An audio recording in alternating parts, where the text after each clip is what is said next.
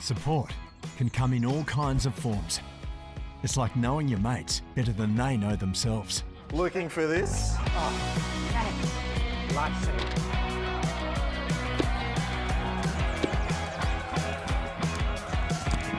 Being there at the right moment. And helping out the community. Whoever you are.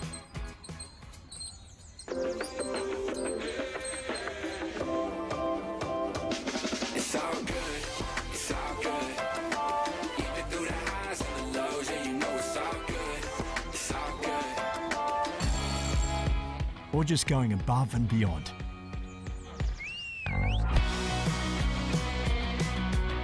In partnership with Clipsal, we are giving you the choice to decide who our local branches will be supporting.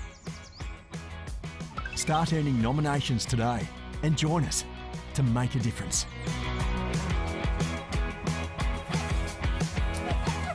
Isn't that too much support? Never too much.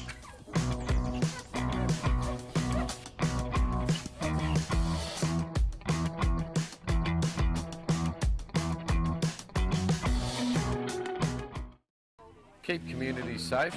Report what you know, not who you are. Crime Stoppers Queensland encouraging the anonymous reporting of crime or suspicious activity. Crime Stoppers helps keep communities safe. It's what you know, not who you are. Make sure you report what you know, not who you are. Report what you know, not who you are. Thank you, Crime Stoppers, for sponsoring the Bulls Masters. And remember to report what you know and not who you are.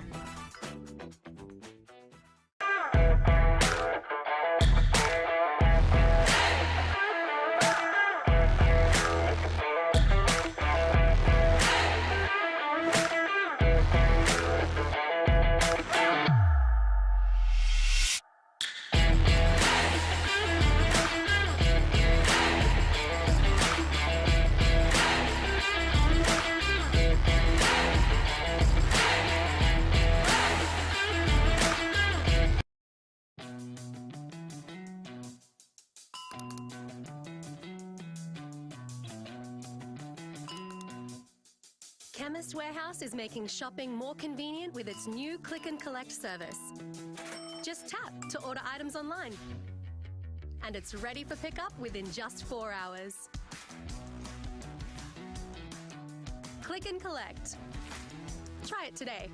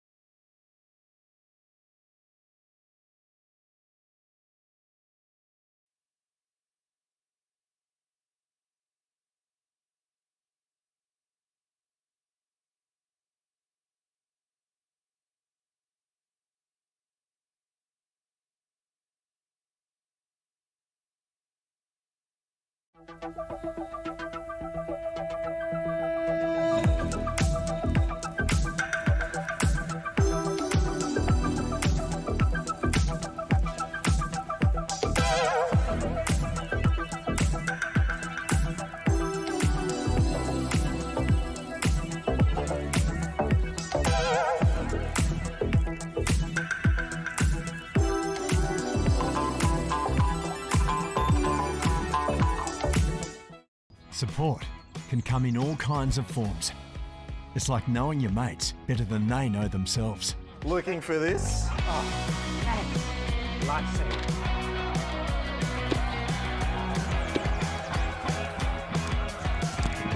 Being there at the right moment. And helping out the community. Whoever you are.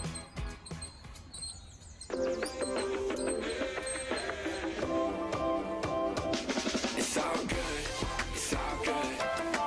Even through the highs and the lows, yeah, you know it's all good, it's all good.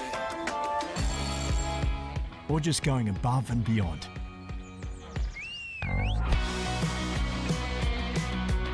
In partnership with Clipsal, we are giving you the choice to decide who our local branches will be supporting. Start earning nominations today and join us to make a difference.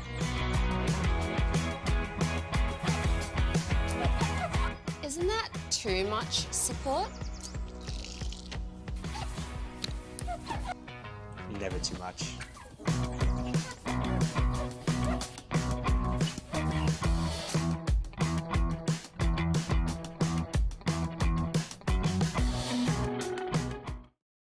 Keep communities safe. Report what you know, not who you are. Crime Stoppers Queensland, encouraging the anonymous reporting of crime or suspicious activity. Crime Stoppers helps keep communities safe. It's what you know, not who you are. Make sure you report what you know, not who you are. Report what you know, not who you are. Thank you, Crime Stoppers, for sponsoring the Bulls Masters. And remember to report what you know and not who you are.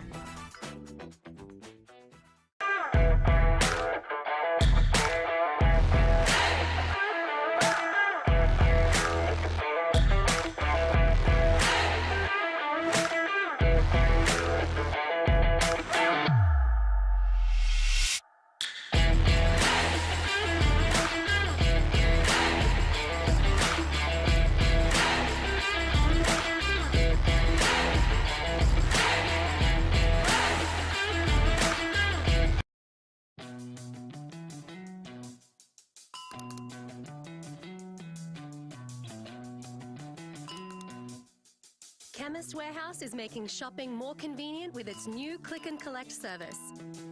Just tap to order items online. And it's ready for pickup within just 4 hours. Click and collect. Try it today.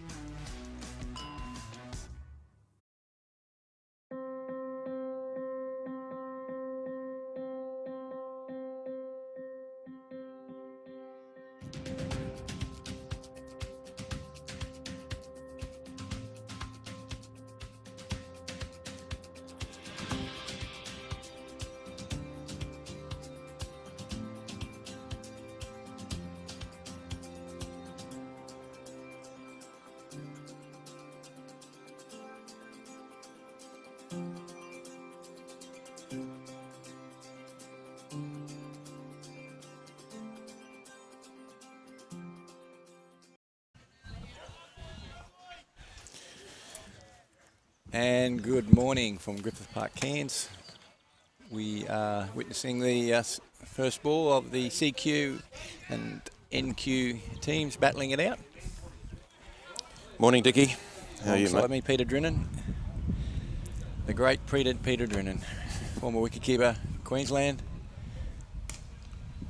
Sam Lowry's away. A little bit of a change in our opening batter. Sam Lowry's still the consistent chap we've had all 3 games, so we've changed over to number 11, who is, if I had my glasses, that would be great. Ryan.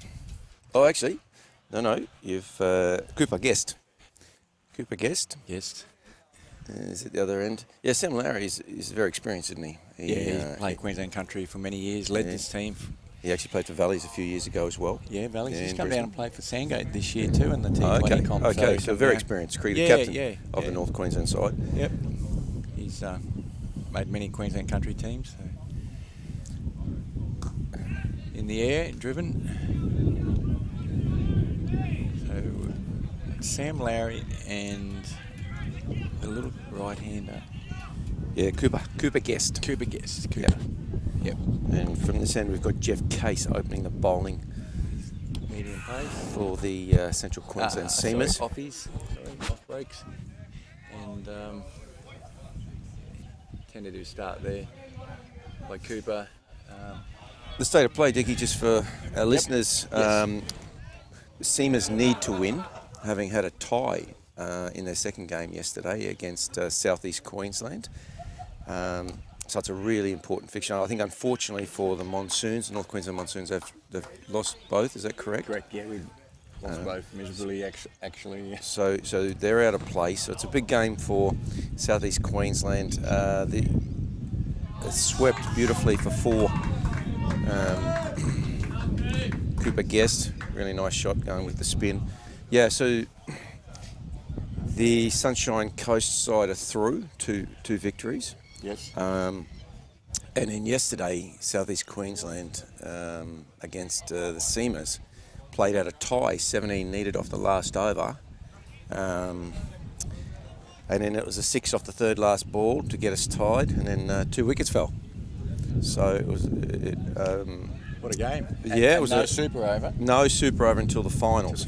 So it was... so they just needed 1 run off the last 2 balls, and unfortunately they lost 2 wickets. And so that leaves them neck and neck with Southeast Queensland. So SEQ, CQ and Sunny Coast. Sunny Coast are 1, so yeah, you win here. What if SEQ win? They go through, because they'll have 2 victories then. But if they lose, it comes down to run rate. So that's how it's decided. If we win and they lose, it comes down to run rate. Oh, right. Okay. Yeah, so... I thought if you won, that'd be it. No. A few things have to happen, so... Right. Well, there's the end of the first over, 5 runs. That's a good start for us. We haven't been losing wickets in our first over. Oh, okay. Or wickets, multiple wickets. We've got Callum McMahon from the bottom end. Yes. As they call it. Still got this nice breeze today, Dickie, blowing across. I thought when we walked out the breeze wasn't as strong, but it's just slowly picking up again. Always been a bit of cloud around the last couple of days here, so could be a bit of swing in the air as well. So quite warm, probably around about 27, 28 degrees. So. And as with Cairns, quite a high humidity. Cut shot. It's a nice cut shot. Having just mitted a few balls out there, it didn't take long to work up a sweat. Exactly. Yes, exactly. Sam's been a good striker. He's previously got out hooking this first game, and he got out LBW yesterday. And he's disappointed. So he's looking for runs. I think he's we bat around Sam Lowry, and we get a reasonable total. Yep. Yes, we'll see how it goes. But he's a very accomplished player.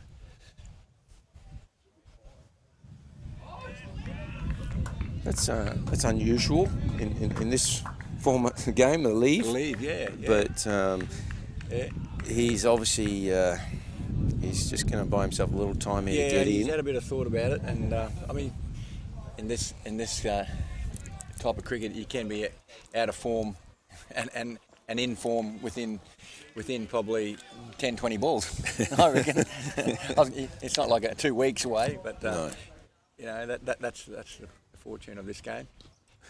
That's a good length. Just kicked off a length, and I was bouncing a couple of balls out there this morning, and then sort of on the offside, offside of each left-hand, right-hand batter, and it was a little bit of difference. Yep. I thought to the left-hander it did keep a bit low from the bowling from that end, but obviously that one. We actually talked about it as well. A little bit uneven bounce, and yesterday I did see a few balls probably only come up about 3/4 height. Yep. LBW's bowled, so But to be expected, I was commenting yesterday, Craig Jeswick does cut shot, can't get through the field.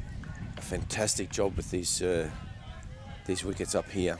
I think they're even better than what they were last year. Yeah, definitely. But as I was mitting this morning, we just talked about it. It just probably wasn't as far back. The ball was just dying. It could be day 2 of the bowlers as well.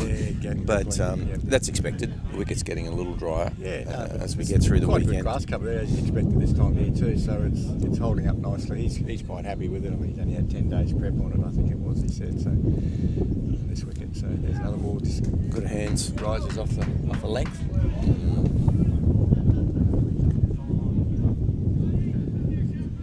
It's good to see that Sam Lowry's had a bit of Brisbane cricket, and you see a lot of these cricketers. You think, geez, I wonder if they gave it a go. Like a lot of these guys are, they're entrenched in their employment or family situation up in the country, aren't they? And how many players have we seen? I've seen, particularly in my time with like Sammy Skadiris and Brian Mays. Just to name a few. I've seen some. Like from Tickle from Rockhampton, just a bowler. This guys like this that you think they could make it in grade cricket, without doubt. Well bowled. Just hitting a good length. Yep. That's the way to do it here. It's bowling nice and straight. Yeah, good defensive shot there. So we only get the 1 run off that over, wasn't it? Did the Monsoons, obviously yesterday they had a tough time with the bat.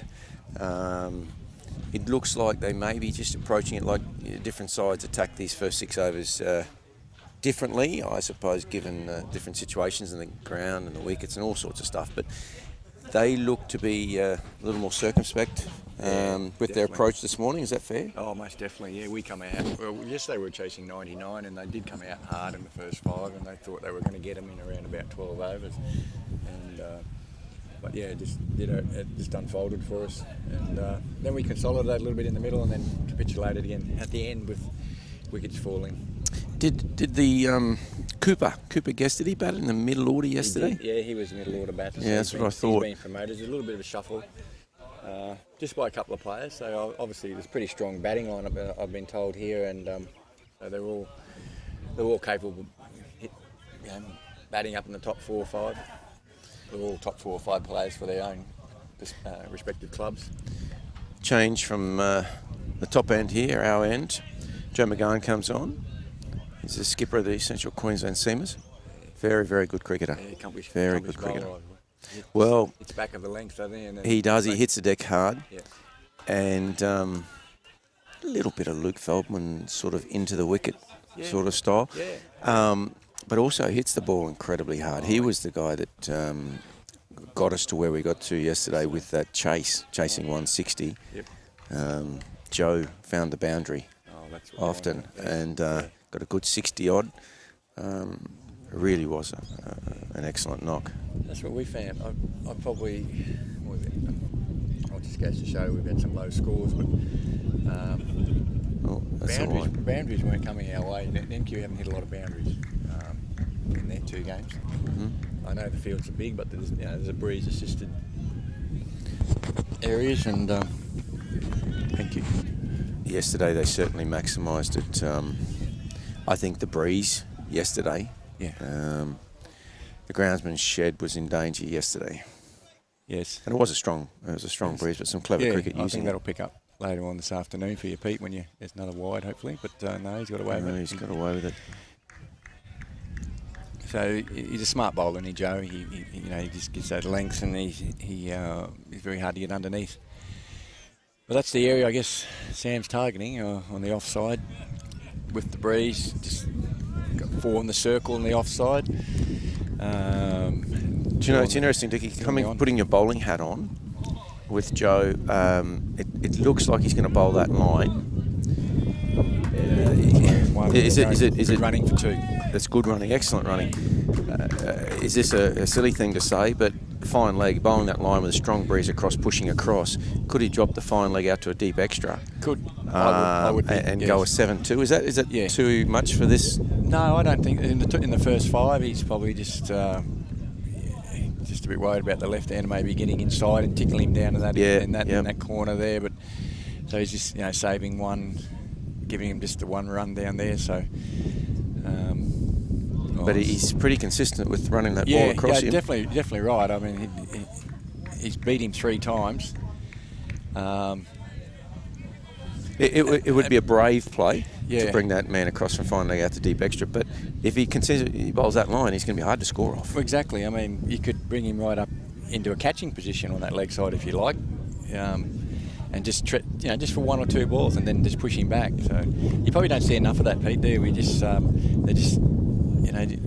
T20, I think he's got underneath the height of that ball, and he sort of stays very front on to try to cut a ball square. So he's predominantly down the wicket sort of a player, I think.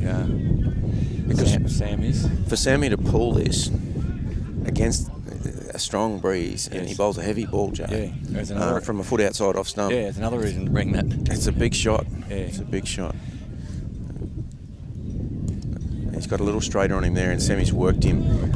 I think Joe potentially, I don't know, but probably disappointed with that ball, just getting a little straight on him, because Sammy did work it quite easily on the onside. Hasn't hurt it. It's only 3 runs off the over, so bowler's obviously happy with that. So the Monsoons, well, at the moment they're none for 10 off a 3 in a power play.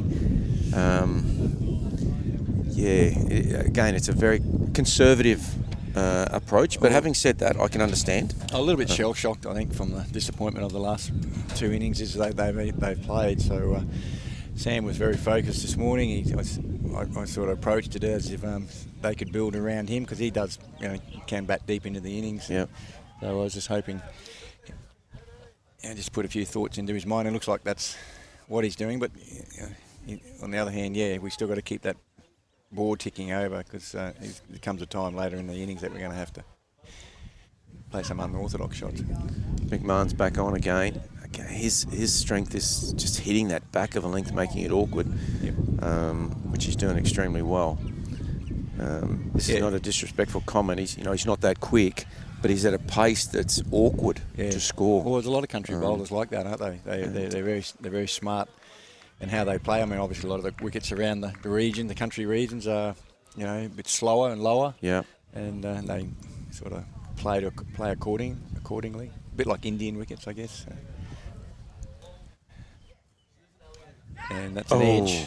It's well bowled. He's got a boundary from there, but it's not the type of boundary he probably would like to have got. But he looked to drive that, didn't he? So off the bat, I thought it was going straight to slip, but he's obviously got a fair bit on it. Yeah, he got a thick edge there. So it's unlucky from McMahon, but fortune for our skipper, Sam Lowry. It's a welcome 4 for the Monsoons.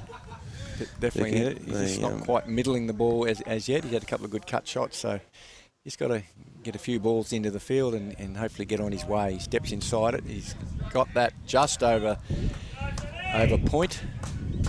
Not hit convincingly at all. It's a single there, so he's just sort of not finding the middle, is he? And he is looking to accelerate, so he's obviously made a decision that he's used up a few balls, 4th over to get in, and he's going to try and maximise these last 2.5 overs of the power play. Yes. And look, that's fair. Yep. But he really does have to do some work here over the next 2.5 if he wants to. Yeah, young Guesty hasn't seen much of the strike, has he? He's only had 6 balls, so 4 off 6. 4 off 6. Yeah. So he could be a bit more innovative. Plenty of singles here. Certainly got to get the singles. That's right. Plays forward, squares one down to 3rd man. He's used the hands beautifully there.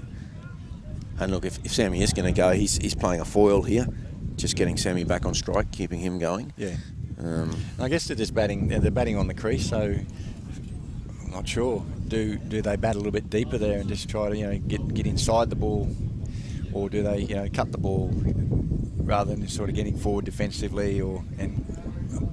It's always a ploy that I'm sure the batsmen are thinking about.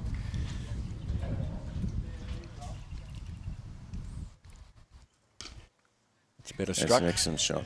Through the covers. I think it was a good hand though. Yeah, just got the single though, well fielded by Wacko Yunus out there in the covers. Yeah, it was a good hand. from Jeff Case there in the cover region. I'd say that saved 2 runs, definitely.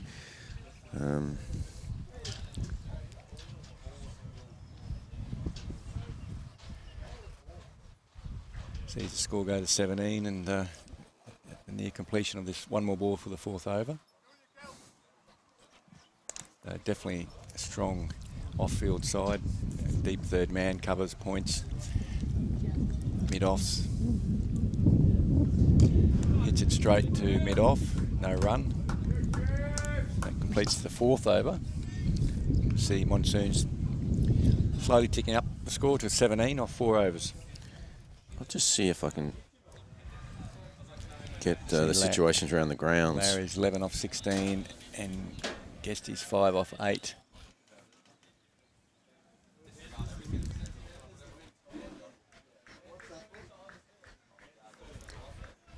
Garns into his 2nd over. CQ Stormers won the toss and chose to bowl first. They're out at Walker Road against Sunshine Coast Scorchers, who are none for 22 at the moment, off of 3.1.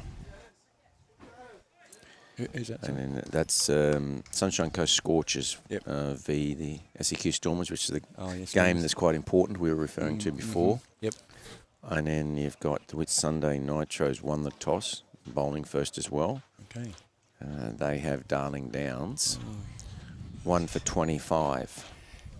They're at the back here at Griffith Park, and that's off 3.3. Actually, as we speak, 2 for 25. So they must have lost one just there.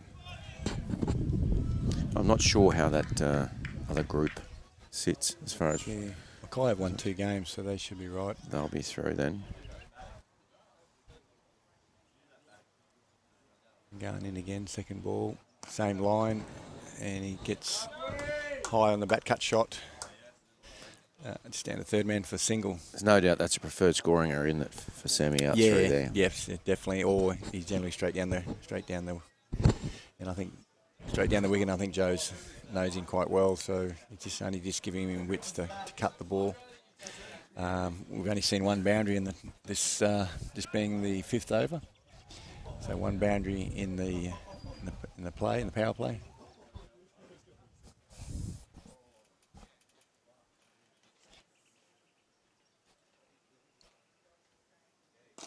It's up in the air. Catch here, yes. He sees the dismissal of young Cooper Guest.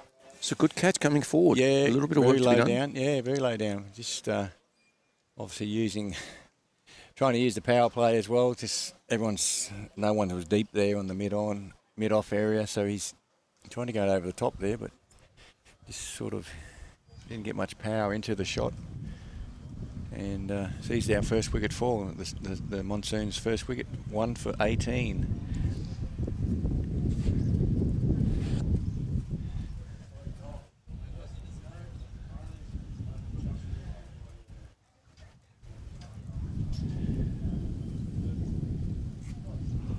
Semi-final of the 1 days today. Dickie in Brisbane. Yeah. Your team, Valleys. Yes. Peter Drennan, West V head Uni. coach of Valleys Cricket Club. No, not head coach, no. Director of cricket. West V Uni at university. Us V Norths at Norths. So a couple of big games going on. Keeping an eye on those, Pete. But currently sitting here 1 for 18, 4.3 the Monsoons, with 9 balls left in the power play. To this point, they haven't really exploited. Well, they haven't exploited the boundaries. No, there's 1 boundary in this top 5, so that's what that shot was all about. The wicket, he was trying to clear the circle, but didn't obviously get enough altitude there. It was a great catch, and by mid-off. And that breeze is picking up a bit now, so probably getting a bit of drift here, I'd say, across into the right-hander. Joe McGowan, very experienced country cricketer. Batting on leg stump, by the looks of it, he's giving himself the sight there. So 4 on the offside, 2 on the leg side, and a slip in place still.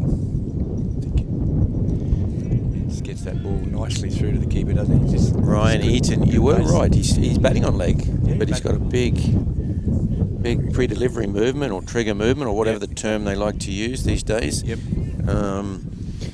Across his stumps.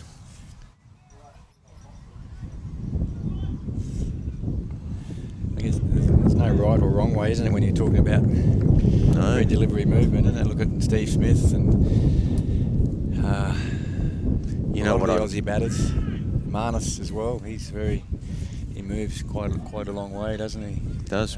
What I like about Ryan, he moves and it's consistent. I've only watched 2 balls, but it's consistent. But he's very still at the point of release. Yes. It looks fine. Looks good. Yep. It's whatever works. Yep. The thing I like about Joe here, every ball is a contest. Every ball is a contest. Every ball can be a wicket-taking ball for him too. He's always at you. You know that there. He's great length, and he could have got an under edge there and clipped it onto the stumps. That over's gone for 1 with a wicket, so he's got 2 overs, 1 for 5. So we're coming out of the power play. 5 overs gone. 18 runs on the board.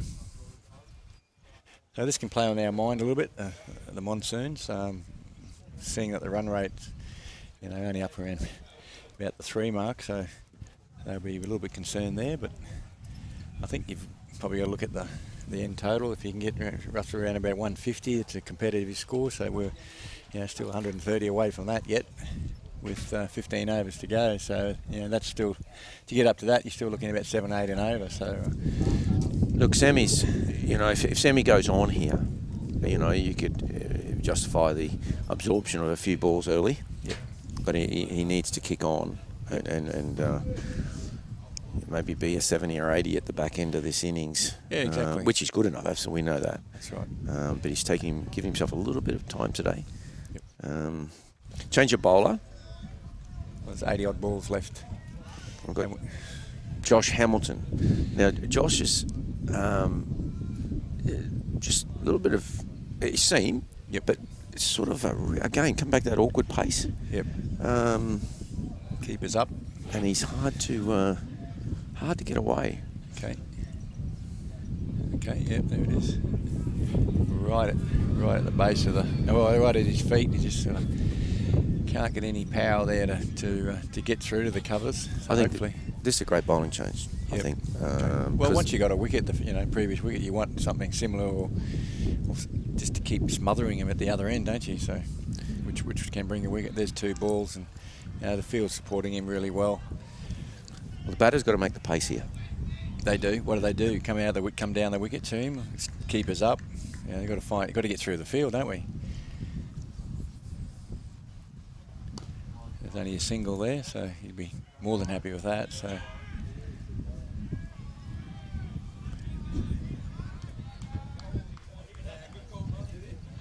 They were disappointed yesterday, particularly in the first game, to give the CQ Seamers with their fielding. They're a well-drilled, well-coached unit. There's no doubt about that. But they just missed a couple of opportunities, missed a few on the field.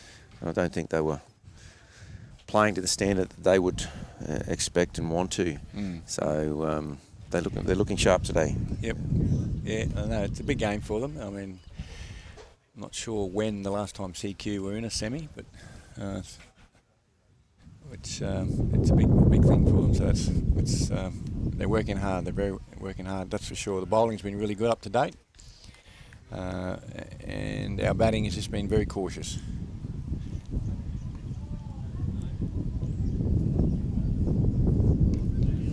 There's a lot to be said for wickets in the shed. We talk about it often. Yep. But the scoreboard has to be moved. The scoreboard's got, for instance, there, just a little tickle down, just dab it on the onside here. We've got to get a single. We've got to use these balls. There he is. He's bowled wide, got away with it. So. Well, you've got to get that set batsman back on strike. That's got to be your responsibility until you get in, surely. Well, this guy, his purpose is now just to get bat on ball and get singles at least till he gets, some score to his name. There it is. But It's good too. Yes, worked yeah, into good square on the onside. Yeah. Well done. As we say though, Dickie, it's always an easy game sitting here on this side of the fence. Yeah, well, that's right. We got the definitions of it, but they've got to do the actual skill work for it, haven't they? So it's a different story out in the middle. Yeah. No, it's 2 off, 3 off that over, wasn't it? So yeah. Another very tidy over. Who do they go to here? Is Joe McGann take the ball again? No, it's changing. Looks like maybe spin on. 1 for 20 off that power play. Sorry, 6 in the power play. 6 in the power play. Sorry. Yeah, one for 20 off the power play. Obviously, the field restrictions lifted now. So this is, for me as a captain, it's an interesting time because do you continue to squeeze a bit, particularly the new player, maybe not so much Sam, but the new player, or do you open it up as he's done? He's opened it up, which obviously provides more single opportunities. Yeah. Which way you go on? Yeah, I well, obviously don't know probably what. You don't understand what our batting has been through in the last 2 games, and it's probably a little bit jittery. So if they knew that, I guess you would be attacking. I would be attacking. Now I probably wouldn't have these 2 back because the score's been it's fine, but that's done everything they had to do in the power play. Only gave away 1 boundary, and that was an edge. So obviously the batters aren't hitting the middle of the bat yet. So what he's got now, we've got left arm Whitfield. There's a little trickle down. Yeah, Logan Whitfield coming on. Bowled very well yesterday. What he's got in the way of field placement, he's got a long off. Well, to the left he had, and then a deep square, deep mid, and deep long on. Now to the righty, he's dropping out his mid wicket. He's leaving his mid on back, and he's putting out a deep mid off and a deep. Would you say that's an extra cover? Or yeah, deep cover. Deep cover there. Yeah, square, 1 forward square. So where's Joe going to move to? Joe's just going to go on the edge there on that circle and fill that gap in between. In between the deep extra. Yep. Yeah, deep extra's going to go around a bit. Yeah.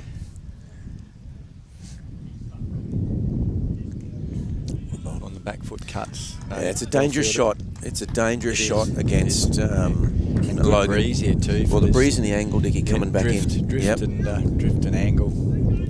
Trying to squeeze it through point. Very high risk.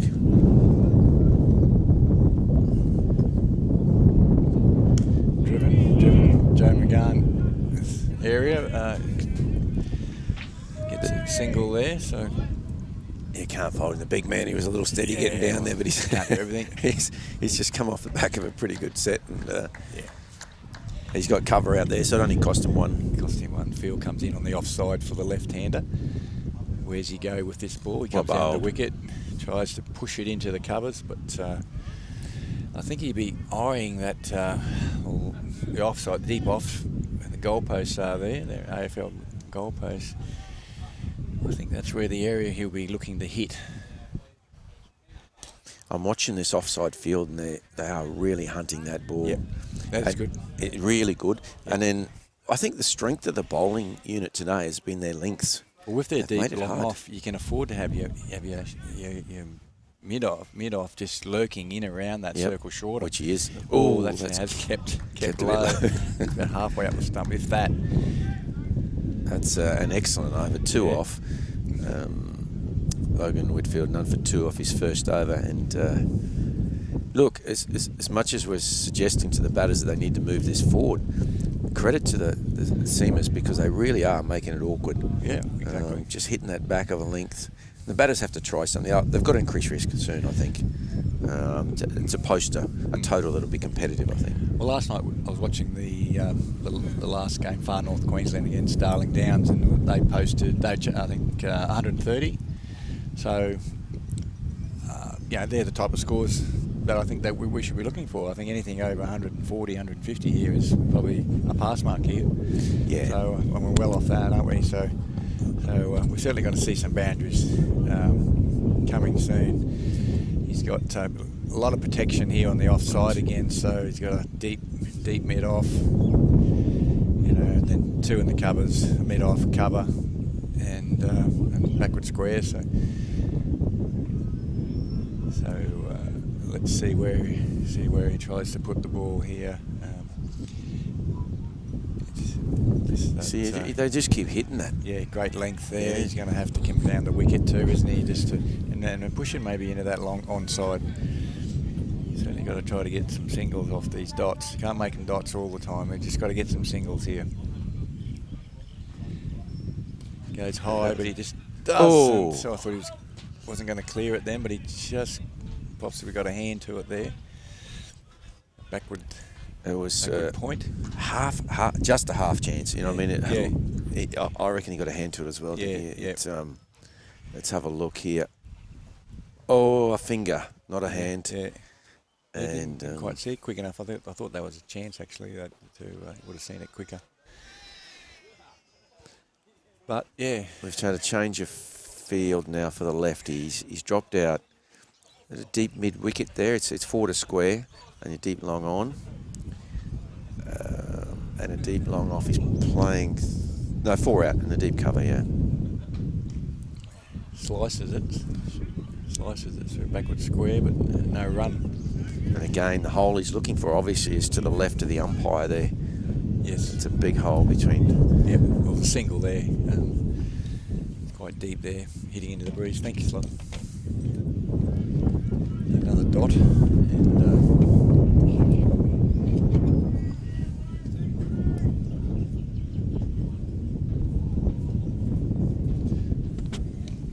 And that's the hole he's been looking for. Just forward of the umpire, Sam Lowry, for 1. So at this moment, the Monsoons are 1 for 25. 1 ball left in the 8th. A run rate of 3.19. Lowry on 15 off 28. Eaton 4 off 10. Catch. In the air, great catch. That yes, he's outstanding catch by Jeff Case, short cover region. There's that pressure. I mean, there he was looking to hit through the offside, through the offside.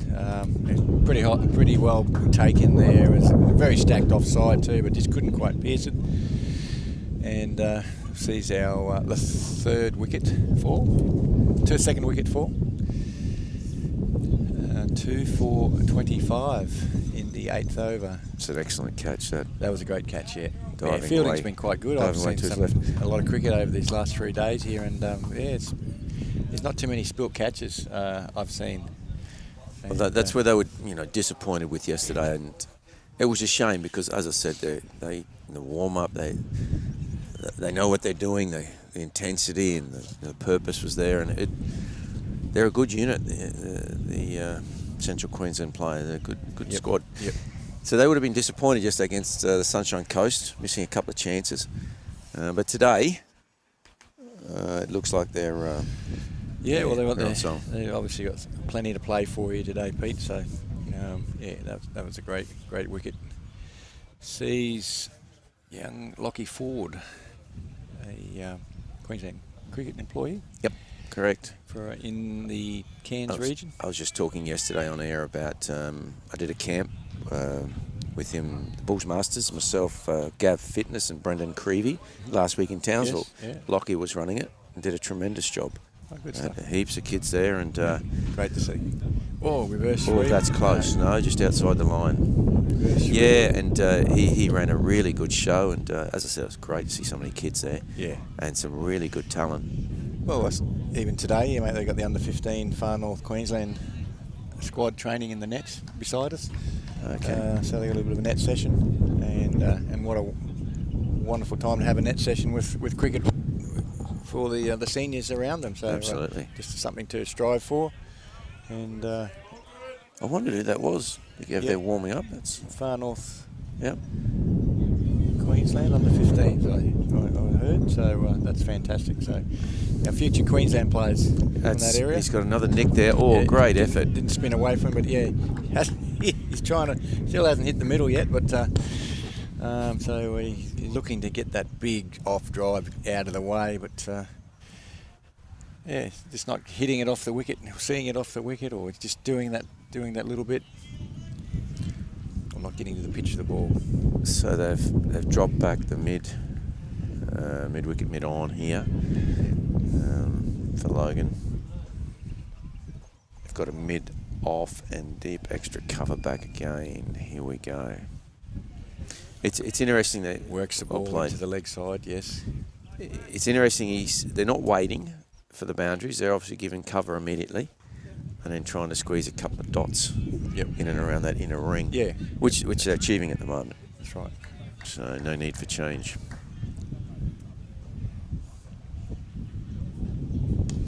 So you attack the first part of good tactics, isn't it? Really, it's very good. I guess at this stage of the game for the Seamers, you attack the first 4 balls, defend the end of it. You know, it's something. When I was playing, I probably didn't really think about. Well, Dickie, it's interesting. I just defended. I was more. I'm a defensive bowler. I always thought I was too. So I would have always been trying to defend. Probably 4 of the 6 balls myself. So keeping tight, and then making him play a mistake for 2. Mm-hmm. So that was always my tactics.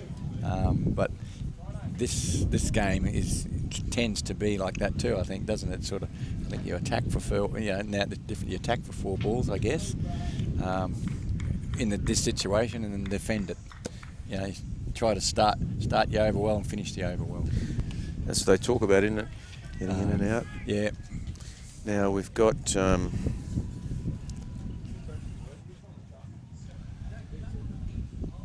Josh back on, Josh Hamilton. Just did a brilliant bit of fielding at the short 45 before. Forward on strike. Dabs it through. They are coming through for a quick single and very comfortably done. So a bit more urgency now. I think you've got to see this between these two. We're getting up to the halfway mark. 28 on the board. I think it's time. It's time. It's they time don't have a urgency, choice. Mate. They don't have a time choice. for urgency now. I think I think we'll see something from our skipper here and Sam Lowry. They need boundaries. Yep. As I say, we've only seen one.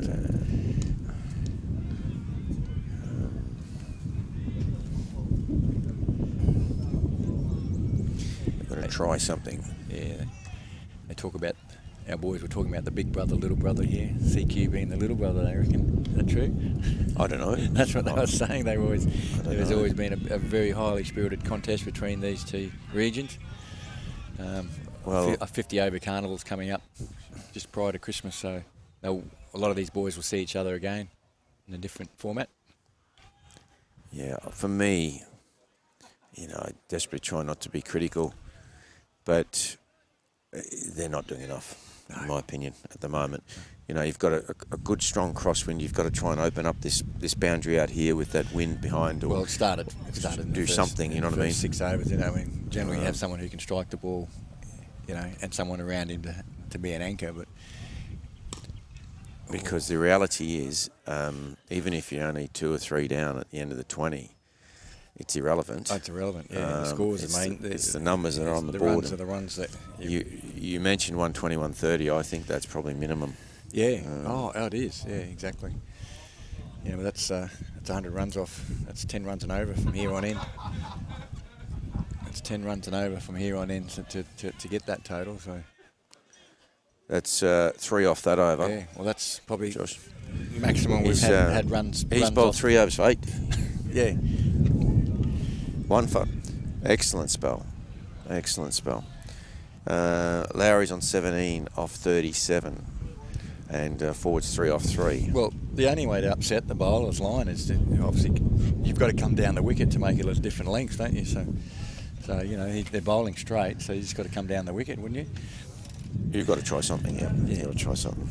Have they got a reverse sweep or, come down the wicket and the sweep? Or, see here, you've got Lockie on. It's tough on him because he's just come into the crease really, but they have to open up this boundary over here, I believe. Yeah, they've got to target straight. Back to our commentary position is the shortest, so hitting straight in there. Well, as we speak, there he goes, and I think that's a fair option. Yeah, breeze is getting stronger now, and the bowler's bowling into that line. So, but yeah, that's what we've got to see. We've got to see some boundaries. He hasn't got it, and it's he's jumped too quick, too early. No, looking for two. He's going to got back. That was just. He's jumped incredibly early there. He was on his way down, but that was unfortunate because I've come across Wacko. He played for West. Oh, did he? Yeah, he's a West boy. He was 12th man. Picked as 12th man for the 4-day final that we played against. Oh, okay. He bowls handy leg spin. Yeah, he bowls handy. He played a lot, predominantly second grade. But he was a terrific fielder. So he picked his 12th man for. That's got some on it. That's so, plenty. He's going to. Yeah. No. I thought it had plenty, but it's only cleared the boundary by about 2 metres. Yeah. So there we go. Our second boundary of the innings by the same batsman, Sam Lowry. So that was well struck. Just hit that right nicely in the middle. So for a moment there, the fielder was looking at a chance. One of those miraculous saves. Cutting and running. So now there's a single. That's a shame. That's an overthrow. It's probably the first probably error. I would think in a very polished fielding display by the Seamers. Apart from the catch in that over. Oh well, yes, yeah. He sprung too early. Uppish through the leg side. Wacko Eunice is there again to field, and definitely only the one run. So.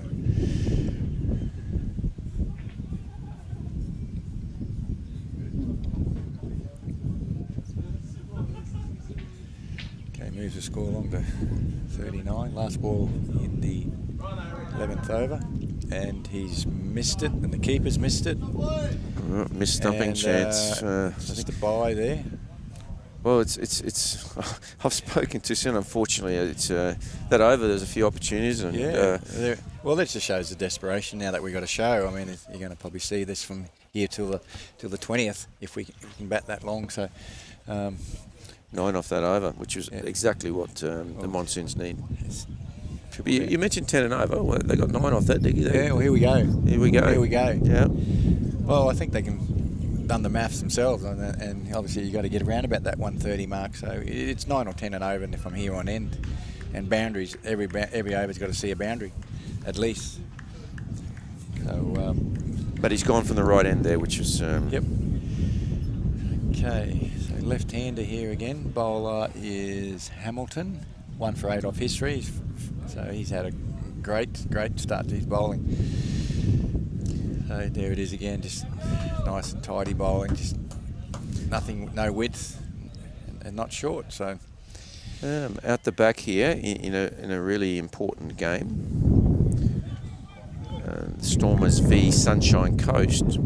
Sunshine Coast are 2 for 73 off of 9.5, so they're progressing pretty well. Gets that's a big underneath shot. that ball to the long on or mid-wicket boundary. 2 runs. So they're progressing along, not too bad. 2 for 73 off 9.5. So they're setting themselves up there. Josh Tyson, he's on 44, I think it's Josh. Toss, hitting straight. Should be 1. Should be 1. Run it hard, boys, and this gets a single. So. And then Darling Downs, unfortunately, against the Nitros, in all sorts of trouble at 8 for 37. Oh my God.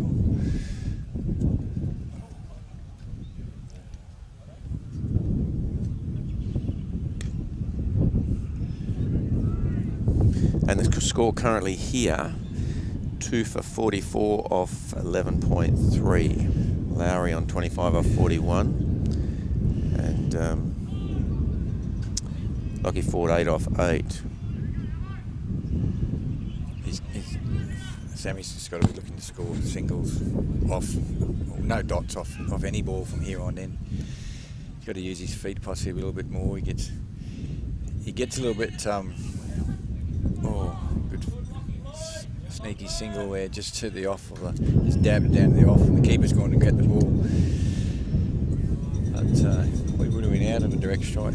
Sammy gets a little bit locked in with his footwork there when he's in his stance, and probably just can't manoeuvre it too much, I guess. He can't get he's stuck at the crease there, so probably a typical 2-day opener sort of stance. Will hit the ball if it's in the arc on the offside, but that sees the completion of 12 overs now, 45 runs gone. Hamilton finishes his 4, 1 for 13, excellent figures, well bowled all day.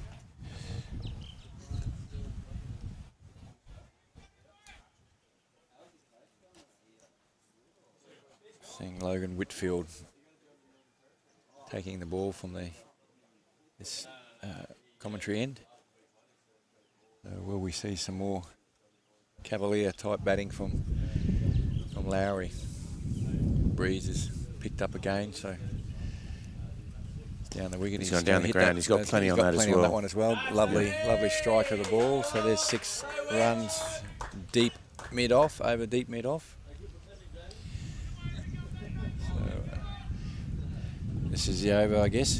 This is where they target Logan Whitfield.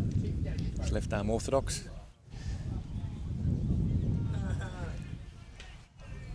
So,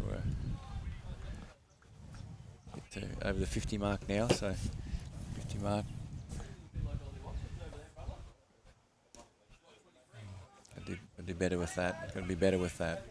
Well, there's a lot of space, isn't there, on that onside? There's only the one man in, Joe McGahn at sort of short. That's right. You just got to tickle it around the corner, back to squarish mid on. Back to the umpire there. Come down the wicket again, hitting straight. This is another 6. He's finding the middle. Now he's finding the middle. So it's a nice strike. So this is what we certainly need. This is a big over again. This is a big over. Two big 6s. Keep active here. That's the shot. Could be 2 here. Should be 2. Doesn't want it. Well fielded there. Well fielded. Yep. You're right. This is Sammy's got to keep going now, hasn't he? Definitely. And he's 38 off 47. He's as I said earlier, he's used up balls.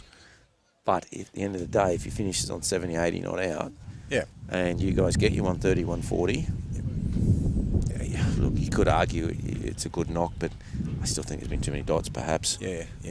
Just a lot of ones that they probably could have got. He's got himself stumped here. Lachlan Ford. He's trying to hit straight with a cross bat. And, ended up missing the ball. Probably should have played a more support role there, just getting the ones there. It was already a big over. It was already 13 off the over. So, but he's looking to contribute as well with some boundaries.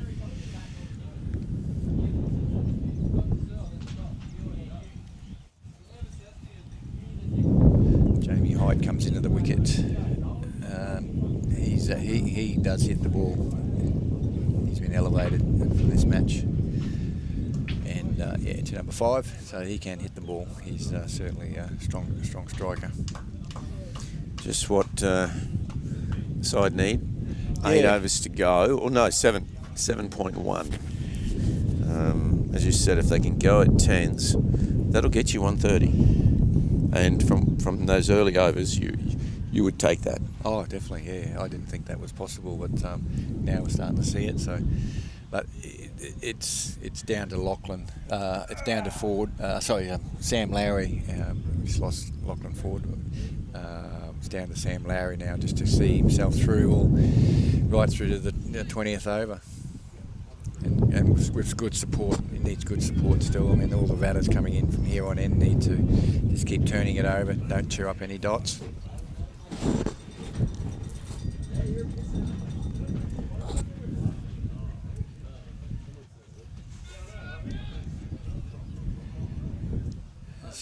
Three in the deep, 4 in the deep, 2 on the offside, 2 on the leg side. So, yeah, it's got the protection there. So, hits the ball straight. Nice shot down the ground to deep mid on. That's all he's got to do, though. Yep, picks up the strike for the next over. So. Get Sammy back on strike. Yes, yeah. And he's obviously got those intentions. So let's Let's see if we can see some exciting cricket in this next 7 overs.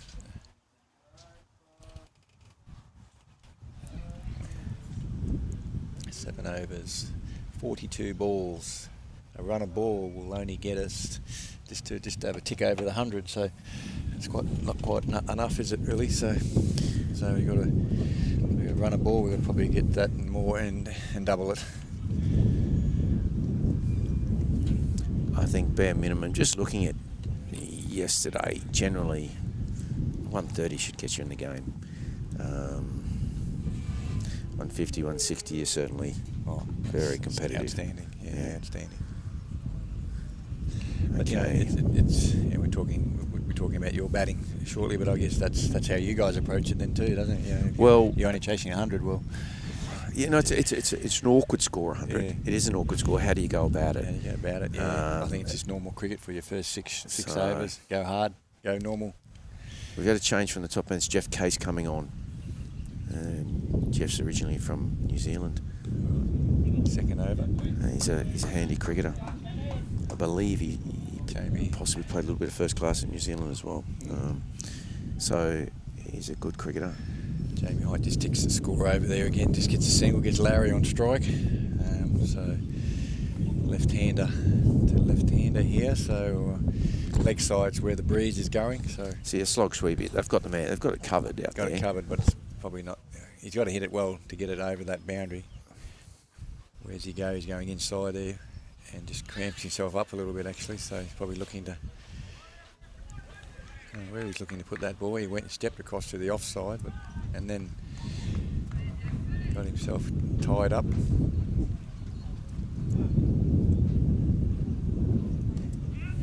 Down the ground for one.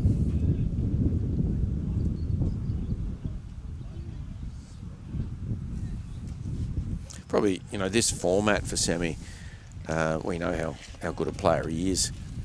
This format, probably not his ideal suited one. Exactly. Probably longer form would be. Yeah.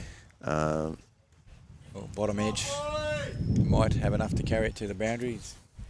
The district two runs.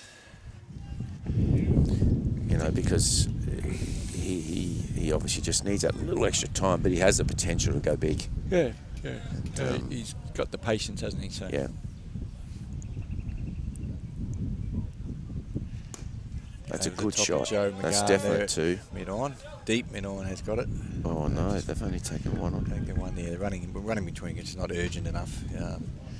The only reason I said immediately two, because it did go very close to Joe. Yeah. So well, close to Joe, and then two, the deep mid-on's right for about, 20 metres. So yeah, had a bit of work to do. Had a bit of work to do, yeah. He had to gather the ball and get it in. So, yeah, running between it hasn't been the highlight of our batting over these three games. Just happy to punch that one forward. So we see 5 off the over. So that's probably below par for the over for what we need.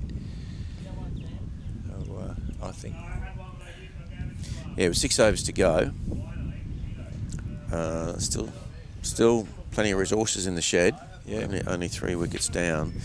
A man set. So the potential is there for an explosive finish, but it needs to be an explosive finish to put a competitive total up here. Who are we going to see here bowling? He's bringing Wacka Eunice into bowl. Yep, his first bowl for the match. Skiddy leggies. I think the right-hander will be targeting this deep long on area.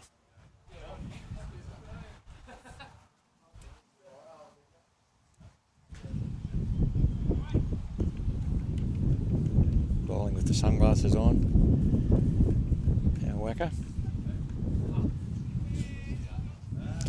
What will play, I believe, a part in this game is, as mentioned earlier, the run rate could be important. Yeah. To the Seamers. So how you chase them. So how we chase. Interesting. All these little scenarios. Yeah, absolutely. All due to that tie yesterday. Yes, yeah. It's good, isn't it? Well, it was a brilliant game of cricket. Yeah. And it was going on at the same time as the AFL. There was plenty of excitement around the ground. As well, yeah. There's cheers going up on both sides, well, around the television. It was packed around the television at that point of time, the AFL. And with your game too, yes, exactly. There's a lot of shouts going up. Now, where's Lowry going to go here?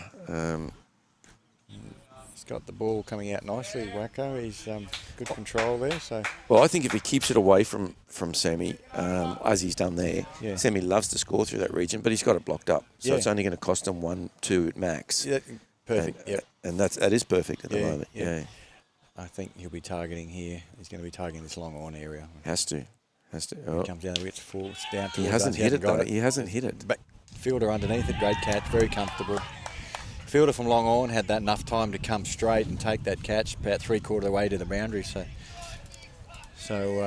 I think the batter's going to be disappointed that the batter could have hit that. Oh yeah, the full toss into the over the dressing rooms here, couldn't he? So it's just unfortunate, but and that's probably certainly been the way our batting's looked over these 3 games. It just sort of the batters haven't found the middle of the bat, which has been disappointing. See Hayden Seal, he's opened the batting the last 2 matches. So he looked like he's hit the ball quite well actually, but he said he was in good touch coming into the carnival. So he's our keeper as well. Takes the score to 4 for 66 off a 14.3, I believe it is. Correct. Yeah, with that wicket. So yeah. So yeah, what do they do? If they cross, they sort of go back. Is that right? New batsman's got to be on strike. Yeah. So yeah, no, we'll see Hayden Seal on strike. That was a reasonable catch. It was, yeah. He had a little bit of work to do around here. 30 metres together. On the run? On the run, yeah.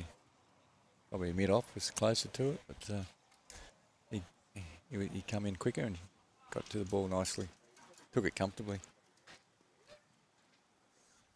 I'll just do the scores around the grounds again, yes, Dickie, while we wait for the new batsman to get organised.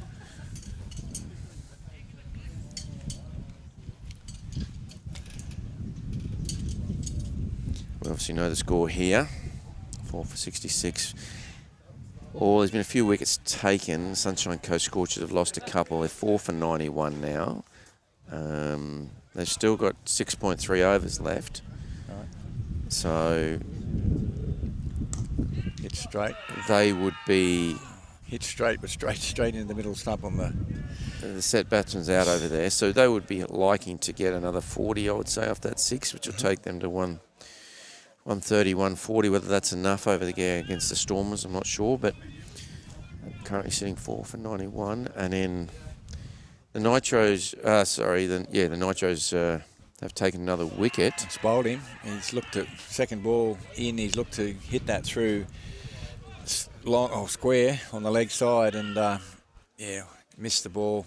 Ball's taken his off stump. So it's a big over for the Wacko's got 2. Seamers, yeah, 2 for 2.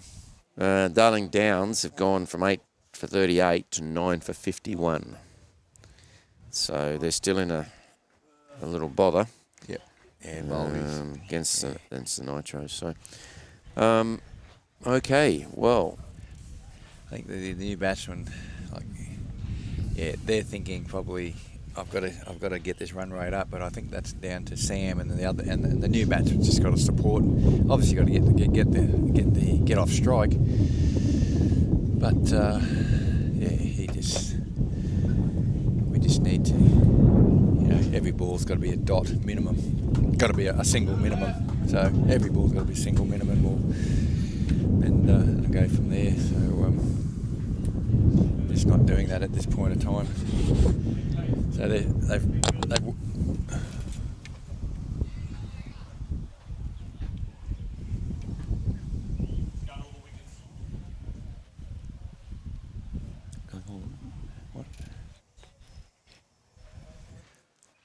Oh, the wickets. We're reviewing all the wickets here. Yes. See, I think that's been a highlight of today.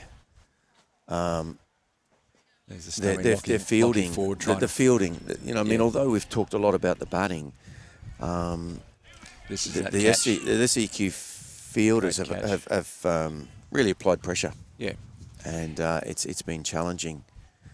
They've hit good areas with the ball, and they've fielded extremely well. All by that one over, where there's a couple of errors in that one over, but other than that, they've been sharp. Yeah. And consequently, it's put pressure on these batters coming in now. Yes, it has. He's got off the strike immediately there. Heavy, but unfortunately, he's got off the strike, but it was on the last ball of the over. Well, this is a single, yeah. It's a single. It's a run to the board, so okay, that leaves us with only, what, 5 overs left? 5 overs left, and look, I think at best case scenario, if you went at 10s, you'll get your 110, 115. But again, I don't think that'll be enough. But it'll give you something to bowl at. Yes, definitely. It's that 100 mark's always probably just the minimum score. I've seen it over the years. But yeah, deep into that 130s, 140s, that's where you've got to be. Give yourself some sort of leverage. Jeff Case coming on again. He's going to bowl into that middle leg with a field like this. He's going to bowl into that middle leg and make it pretty awkward. Well, at least bowl straight, I suppose is what I'm saying.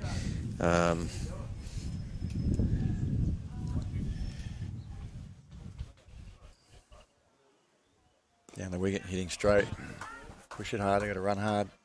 You know, you were talking earlier about the tactics.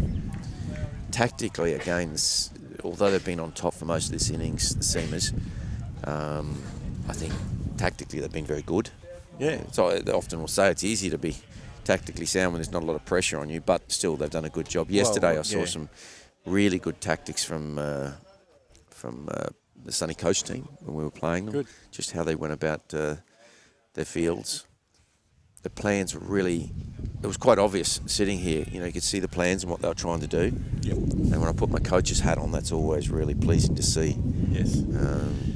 Sometimes best laid plans don't work. Yeah, well, they bowl tight, so that setting the field's probably been, made easier that way. So it's only, they've got everything covered, really, haven't they, towards how they're bowling, and they're bowling to their field. Yep. They're only giving away ones. We haven't seen a lot of twos. The shots, the sixes, we had to, invent something there. So but we talk about, you've got to apply pressure. Okay, to the bowler or the bowlers, apply pressure to the bat, whatever. Exactly. Yeah? But unfortunately for the Monsoons, and maybe due to yesterday's performances, I don't know, they're lacking a little bit of confidence, perhaps, I don't know, but they haven't really looked to apply pressure to the opposition bowlers today. The singles aren't going to hurt the Seamers at the moment. They're not worried about these singles whatsoever. That's 4 off the over, you know. And if we get through the next 4 for 4, they're going to be chasing, 80 or a 90. And yeah, exactly. And still plenty of bowling left to come. There's overs left from, McGahn. I think he's going to give the hat to the umpire here now, so he's going to be bowling his, 3rd over probably. So he's got 2 from this end, and he'll probably finish it off. So, he's got 2 overs. He's had 1 for 5 up to date, So yeah, it's going to be tough, isn't it? Sam's going to now have to. Well, we've said it the whole innings. Now he's going to be the anchor there, so he's got to really open the shoulders, I guess. Well, he's got. Where he's going to go, I don't know. Is it in his favour to have pace on now? I think so. More so than spin. But if he gets his arms free, he can hit down that towards the boundary assisted by the breeze. He's got on that side. A 3rd man deep point cover. It's interesting. They're pushing the man at deep cover square, which makes a lot of sense for Sam Lowry. Good thinking. That's his favourite cut shot. that he's been trying, and he's got cover deep mid off here as well if he wants to go straight and high. You know, it's interesting because Joe normally bangs the deck. So this field indicates perhaps a little fuller length. Yes. With these men back here, perhaps. And just gets away with a single. They'd be happy with that to get him off strike. Herbie Hoover's back on strike, and you know, he'll be obviously looking to. It's only his second ball, I think, fifth ball, and he'll be looking to. He just needs to keep turning it over. We haven't seen any loose balls from Joe at all, so he won't be able to get his arms free here. But yeah, it's a good move here. He's brought another one into the circle on the offside. So trying to squeeze a little bit here. Yeah, it's good thinking. It's going That's high, and this will be a great catch. Man's under it. Oh, and there's a mistake. So. Well, I said he was under it. He had too much time to think. Well, I think he look. Again, it's easy in here. It's gone high and the wind's swirling, but he was still on the move a bit there, Dickie. Yeah, he was. He should have come in a bit further and stabilised a bit if we really want to be a bit picky. But gee whiz, you know, it's a high ball under pretty windy, breezy conditions. Breezy conditions. Gives them 2 though, so went away 2 runs. So gone, and that's put a bit more effort in that one. Pushed it down leg side. Didn't even get the arms out for that one. So well, I'm wondering whether that's come off something. Ah, yes. Yeah, might have dragged. I'm wondering whether it's come off something. Yeah, it just bounced just short of the keeper, perhaps, because otherwise you would have thought it potentially may have been a wide. But maybe he's only saving grace there. So okay, 4th ball. Going straight, driven. You know, he's showing plenty of intent. Picked up and good, great outfield. So that, you know, no bad bounces here. So that's a wonderful surface. Brings Larry on strike. He's 6 away from his 50. That'd be a nice way to bring it up, wouldn't it? Yes, without doubt. He's looking to favouring the offside, the long offside, where his 2 previous 6s have gone. Short, cut. That's it. And that's deep. That's where he's going to go. Yep. Single. There's a fielder down there. Callum McMahon. See, you can just about bank on that. If he bangs the deck, 4th, 5th off, he's going to hit it there. Yeah. And he'll be happy. A single. The skip will be happy with that.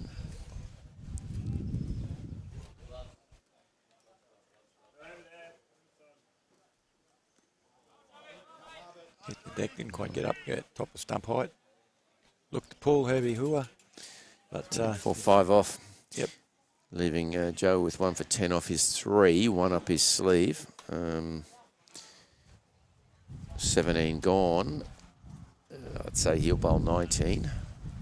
I would say, which will bowl him out. That'll bowl him out, yeah. So,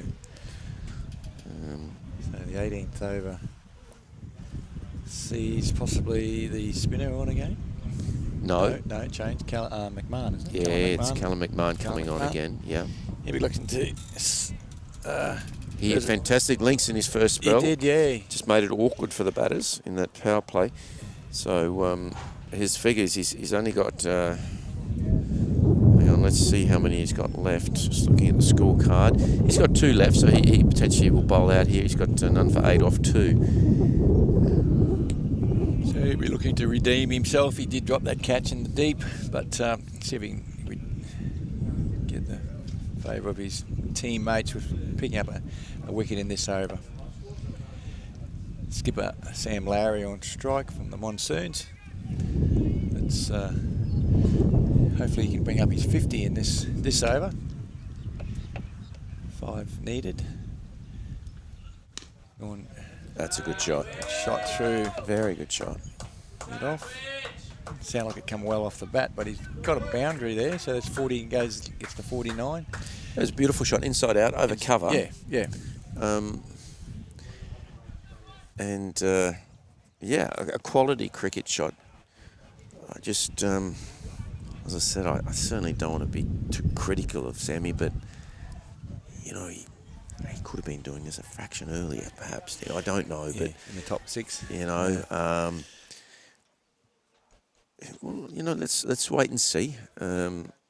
If he goes really hard here, and as I said, takes 30 off these last 3 or something. I think this is a good move. He's put someone where that ball went and brought up the fine leg onto the circle. So obviously going to bowl off stump here. Will Sam try to tickle it around this leg side? Yes, he does, and he's got something on it.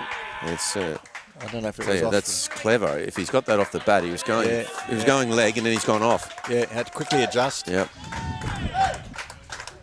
But it's one thing to sit here and say he could have went harder a bit earlier, but there's been wickets falling at the other end, so he knows. He's the leader. He knows that if he goes. Exactly right. He had to anchor it, didn't he? So he's done a tremendous job of that. And he's doing his very best now to move it forward. 2 fours off the first 2 balls, the over. And that's going to be 3 fours, is it? Good effort. Good effort. Fantastic effort on the boundary. They save 2 runs there. They come through for the 2. So yes, well saved. Every run is very important here to save. Josh, the fielding side. Josh Hamilton, wonderful piece of fielding. He's done he did a nice piece up in the 45 region as well earlier on. He's puts in a great effort in the field. Okay, 10 off the over, 4th ball. Callum McMahon. Where's he looking to strike? Hits that one through square. Herbie's backing up a long way, but gets back easily.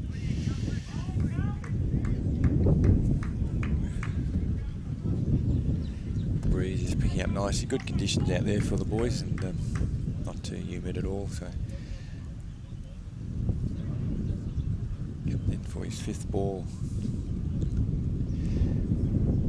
Looking to reverse sweep. Hasn't quite been his shot. He's seen it come out a couple of times, and to no effect really. So.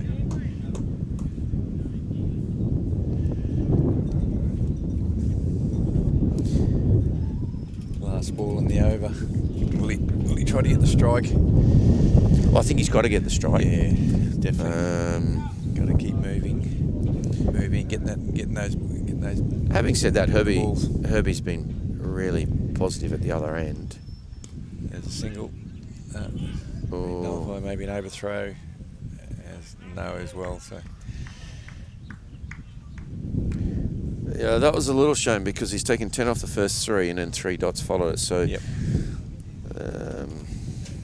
Callum, he's done a great job getting out of that over.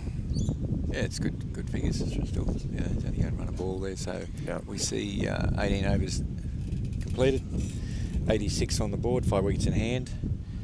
So 2 big overs. I'm talking 15s or more. That's what we need. Another 30 here. Another 30, mate. I'm hoping for another 30. I don't mean See if I can get that another 30 here. I don't mean to be deflating, Dickie, but our history would suggest that these next 2 overs aren't going for 15. But we can see some extraordinary hitting here. We could some come down the wicket. We could be in danger here in the. I'm putting my Central Queensland cap on. I don't want them to go for 15 each, but you're right. That's what needs to happen for the Monsoons. It'll happen first ball with this ball. It's going to happen here. There he goes. He's going to get 2. Got to get 2 here. Yeah, come on, boys. You run hard. Comfortable 2. Yeah, there's 2. Okay. You can't fault Herbie's intent since arriving at the crease. No. He's been good. No, we need to. He needs to find the boundary here. We're going to get some boundaries in this over. A deep fine, deep mid, deep long on. There's no doubt where he's going, I think. Yep. He's going straight. Hasn't got it. It's going to be safe. Hasn't got it. That's safe. Yeah. Sam's just happy with the 1 single there, so they just chipped it just to the circle there and mid-off. So it's pretty tough to hit that length straight. So, but he bowls a heavy ball. It's a bit quicker than you think, you know. Oh, he is. Yeah, he comes on a bit quicker. He bowls in those nice little nice little corridor, and it's hard to get away. Hard to bully it back along the I line. think you just got to come down the wicket here, Sam.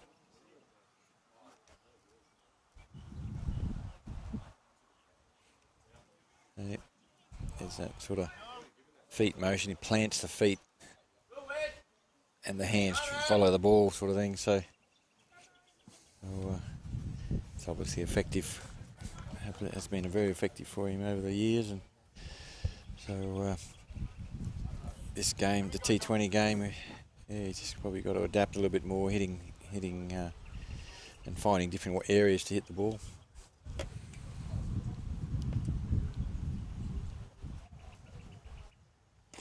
Hit it well. He's got hold of that, and but straight down to the fielder who took a good catch previously, but Joey's seen a couple of his deliveries go down now, so it could have been finished off with 3 wickets here at this stage, but so he's not very happy, the skipper. He's just gone down at the point of catch. He's just gone down the fielder and. He's giving giving 4 runs away as well, so like two from each catch.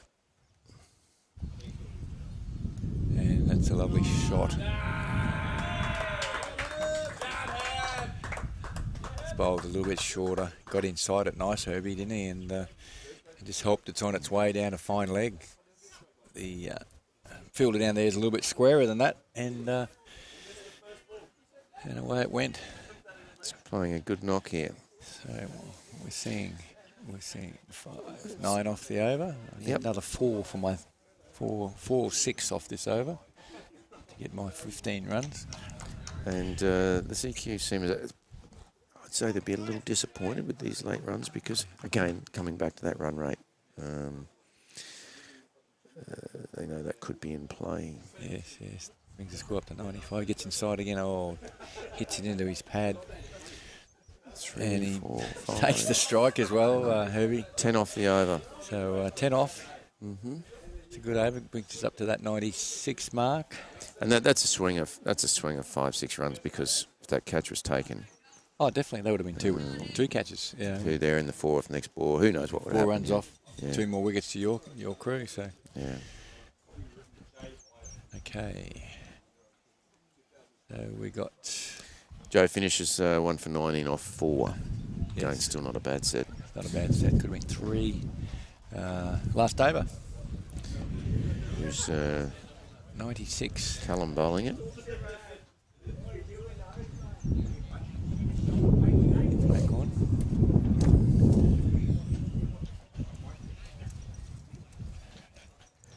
Well, if this goes for 15, you get your 110, 14.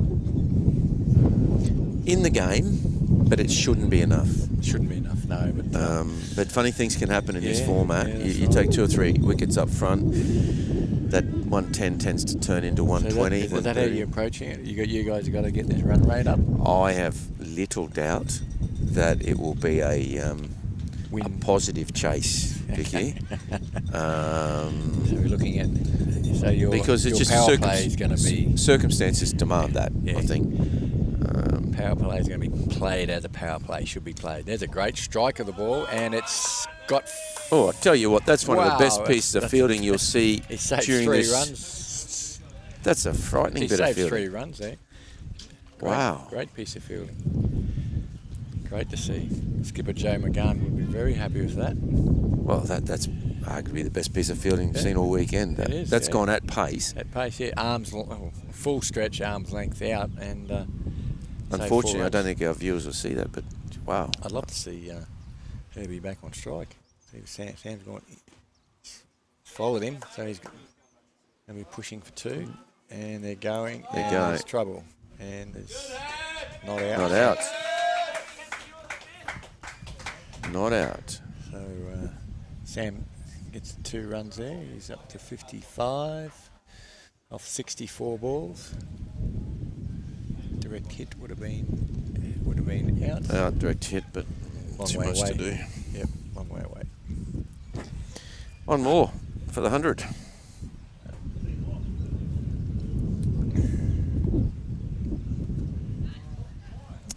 I'm not sure.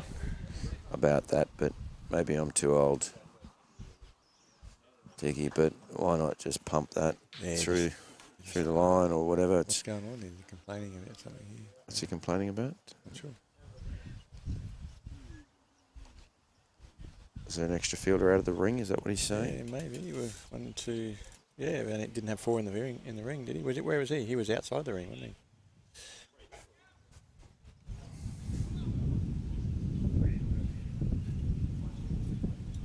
Did he call it a free hit? No action from the umpire. Man, it's gone high. This is the chance. Who's calling that? Someone's calling it. The Bowler. Bowler's And the got it. bowler's taken a good catch again. Anything that goes up a day like today with this strong breeze is not straightforward. That's a good catch, caught and bowled by Callum. But most importantly, it's a dot. It's a dot. Exactly. That's it. But again, Herbie injected a little bit of energy into that. Yeah, it was a innings. good solid knock. Good solid knock. Yeah. He's done well. I mean, he could have had that save on the boundary got the wicket. Yeah. Yes. That save. So that was a phenomenal bit of fielding. Yeah. So that sees us 5 for 100. 2 balls left. Brings in Justin Dixon. One of our bowlers, opening bowlers. And you will see him on strike, won't we? So Callum picks up his first wicket. Callum McMahon. That's just reviewing this catch again. That Callum's made that look easier than what it was. Yeah.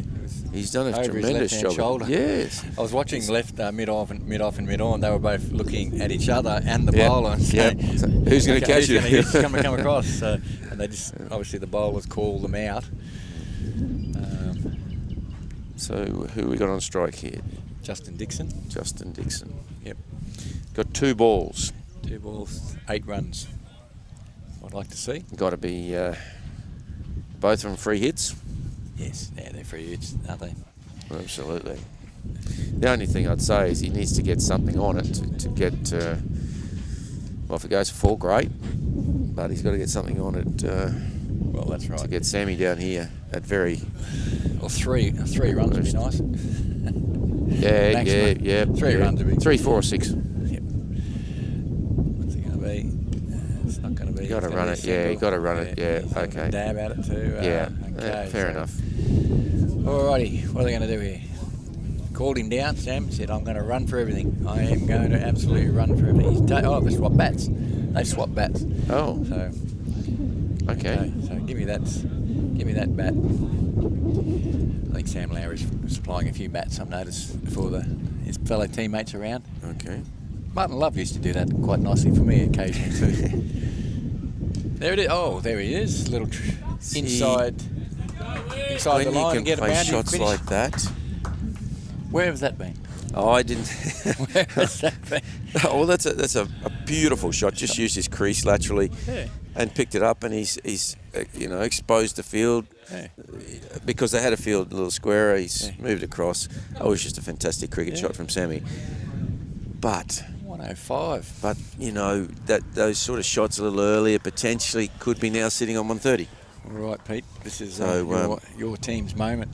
See if CQ can secure a semi-final spot. So all the best, mate. Yeah, thank you, Dickie. I think it's going to be exciting to watch. Yeah, I'm interested to see how you play the top for the power play. I think there's only going to be one way they're going. I could be wrong, but no. I think. You've got to go. You've got to do it that way, mate. So there it was. Sam Larry sees walking off the field with Justin Dixon and. Just before we leave, I'll just wrap up the other. So the final score here is 6 for 105 off their 20. So the Seamers, Central Queensland Seamers are chasing 106 for victory. And as we've been talking about through the course of this innings, if Southeast Queensland lose against Sunshine Coast, it'll come down to run rate. So they will be discussing that out there now, the Seamers, the importance of, first of all, winning the game, and let's not get ahead of ourselves. But having said that, we've also got to be aware of the importance of the run rate potentially. So if I manage to just while you're saying, while you're finding those scores, I think probably the most positive part of our game in the last 3 games has been our bowling and fielding. So So that's a good little contest coming up. Okay. You know, we've our bowlers have hit their lines, and we haven't dropped a catch so far this tournament. So I've seen good signs. So it's going to be an interesting contest. The Southeast Queensland Stormers are chasing 137. Right. Thereabouts score. That's par for Griffith. Yeah. Griffith so I think that'll be. Yeah, and they've been batting well. That's been their. That'll be a solid performance. Good contest, I think. Yeah. Led by their skipper. Good contest as. Clay Beams has been in good nick. Yeah, it's funny. He got a really nice knock yesterday morning, and we were fortunate in the afternoon to knock him over for his first ball. Yep, he got an 80 against us in the first day. Yeah, so he's a good player. So yeah. And then in that last game, the Nitros are 1 for 3, chasing 51. So you'd assume that's they'll get that done. All right. Well, we'll just have a small break here. Go pat a few blokes on the back for the batting. And we'll be back for the second innings. Had to do for the last couple of games. Thank you very much.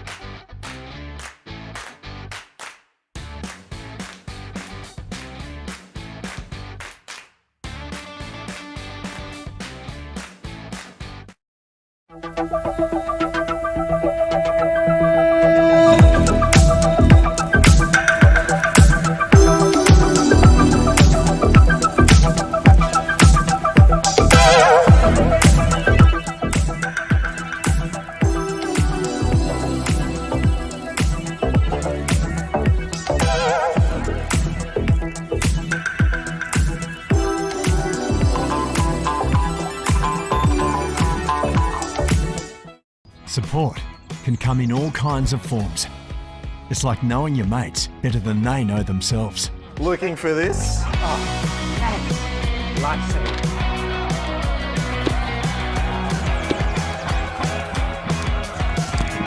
Being there at the right moment. And helping out the community. Whoever you are.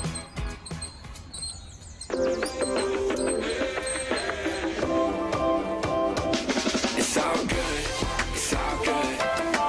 Even through the highs and the lows, yeah, you know it's all good, it's all good. Or just going above and beyond.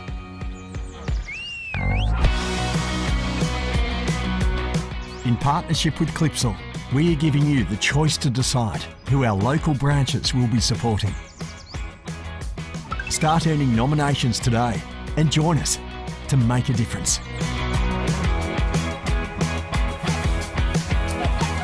Isn't that too much support? Never too much.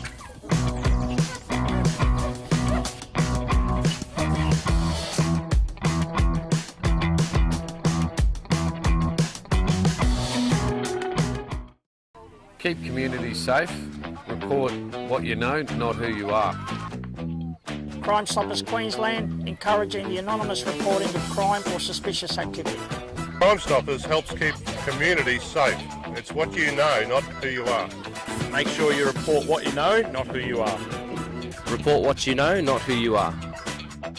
Thank you, Crime Stoppers, for sponsoring the Bulls Masters. And remember to report what you know and not who you are.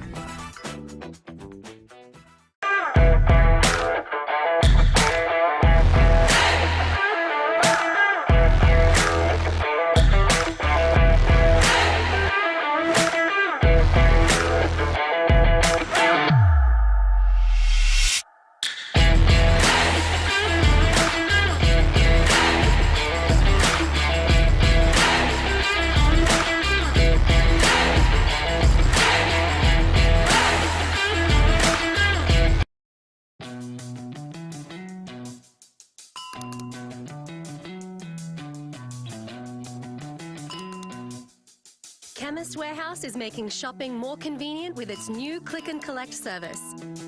Just tap to order items online. And it's ready for pickup within just 4 hours. Click and collect. Try it today.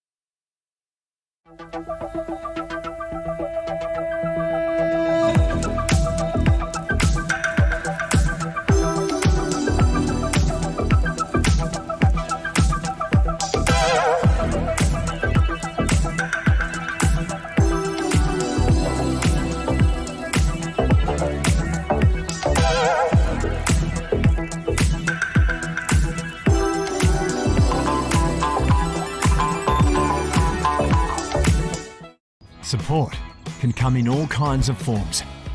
It's like knowing your mates better than they know themselves. Looking for this? Oh, thanks. Lifesaver.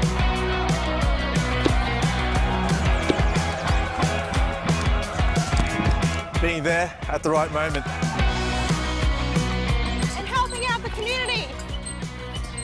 Whoever you are.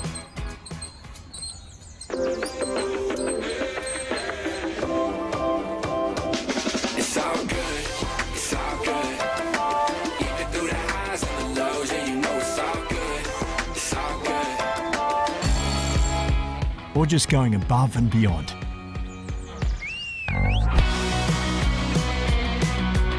In partnership with Clipsal, we are giving you the choice to decide who our local branches will be supporting. Start earning nominations today and join us to make a difference.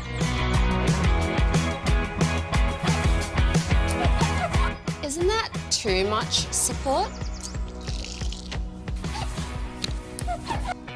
Never too much.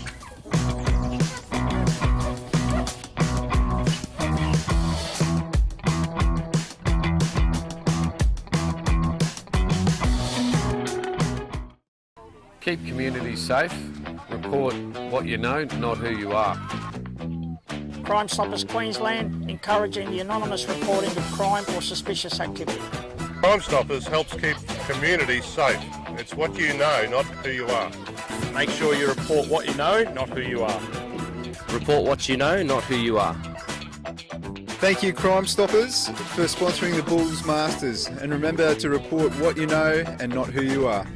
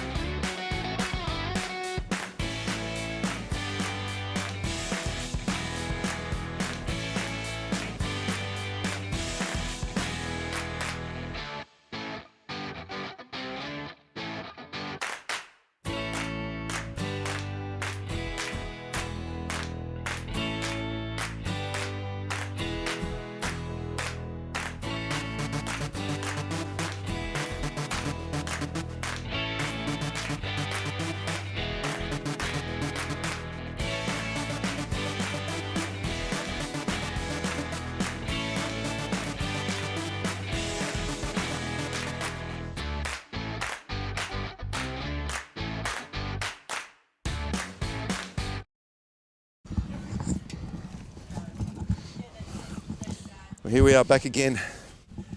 Second innings. Pete, welcome. Thank you. We have the Seamers chasing 106 against the Monsoons. Now, there is a few situations going on around the ground. There's no doubt the Seamers are going to go quite positively at this total because the run rate could come into play later on with this grouping. Yeah, Peter's pretty close around them all at the moment. There's some wicked things happening over on ground too. Wow. It's 6 for 9 or something, Mackay. I was just going to explore that because it's wow, you are right. 6 for 10 chasing 51. Now, wow, what's going on? I don't know. What is going on? That's, wow. Yeah. There's an old adage, isn't it? Cricket's a funny game, and wow, aren't we seeing it today? It shouldn't be that funny, but yeah. Even the Monsoons, this is the first time they've made over 100 for the weekend, and they were finalists at the Gabba last year. So the last probably 3 years they've been there. So wow, just wow, isn't it? Yeah, and look, I think history, looking at yesterday's fixtures, correct me if I'm wrong here, Pete, but their batting is the area that they've struggled with this tournament. Yep. Struggled with intent, I think. They were probably being a little bit too careful yesterday. Yeah. And they've got some good players. Oh, that's not in question. So Sam Lowry batting through the innings. So, yep. Who we got here? So we got young Travis opening the bat. Had a massive game yesterday afternoon. Took 4 wickets, 4 for 16 or something off his 4, I think it was, and his opening over was a two wickets. So that set up for Monsoons, but unfortunately couldn't go on with it and chase down 90 odd. So left arm option, great option, isn't it? Special, but left arm bowlers, very special.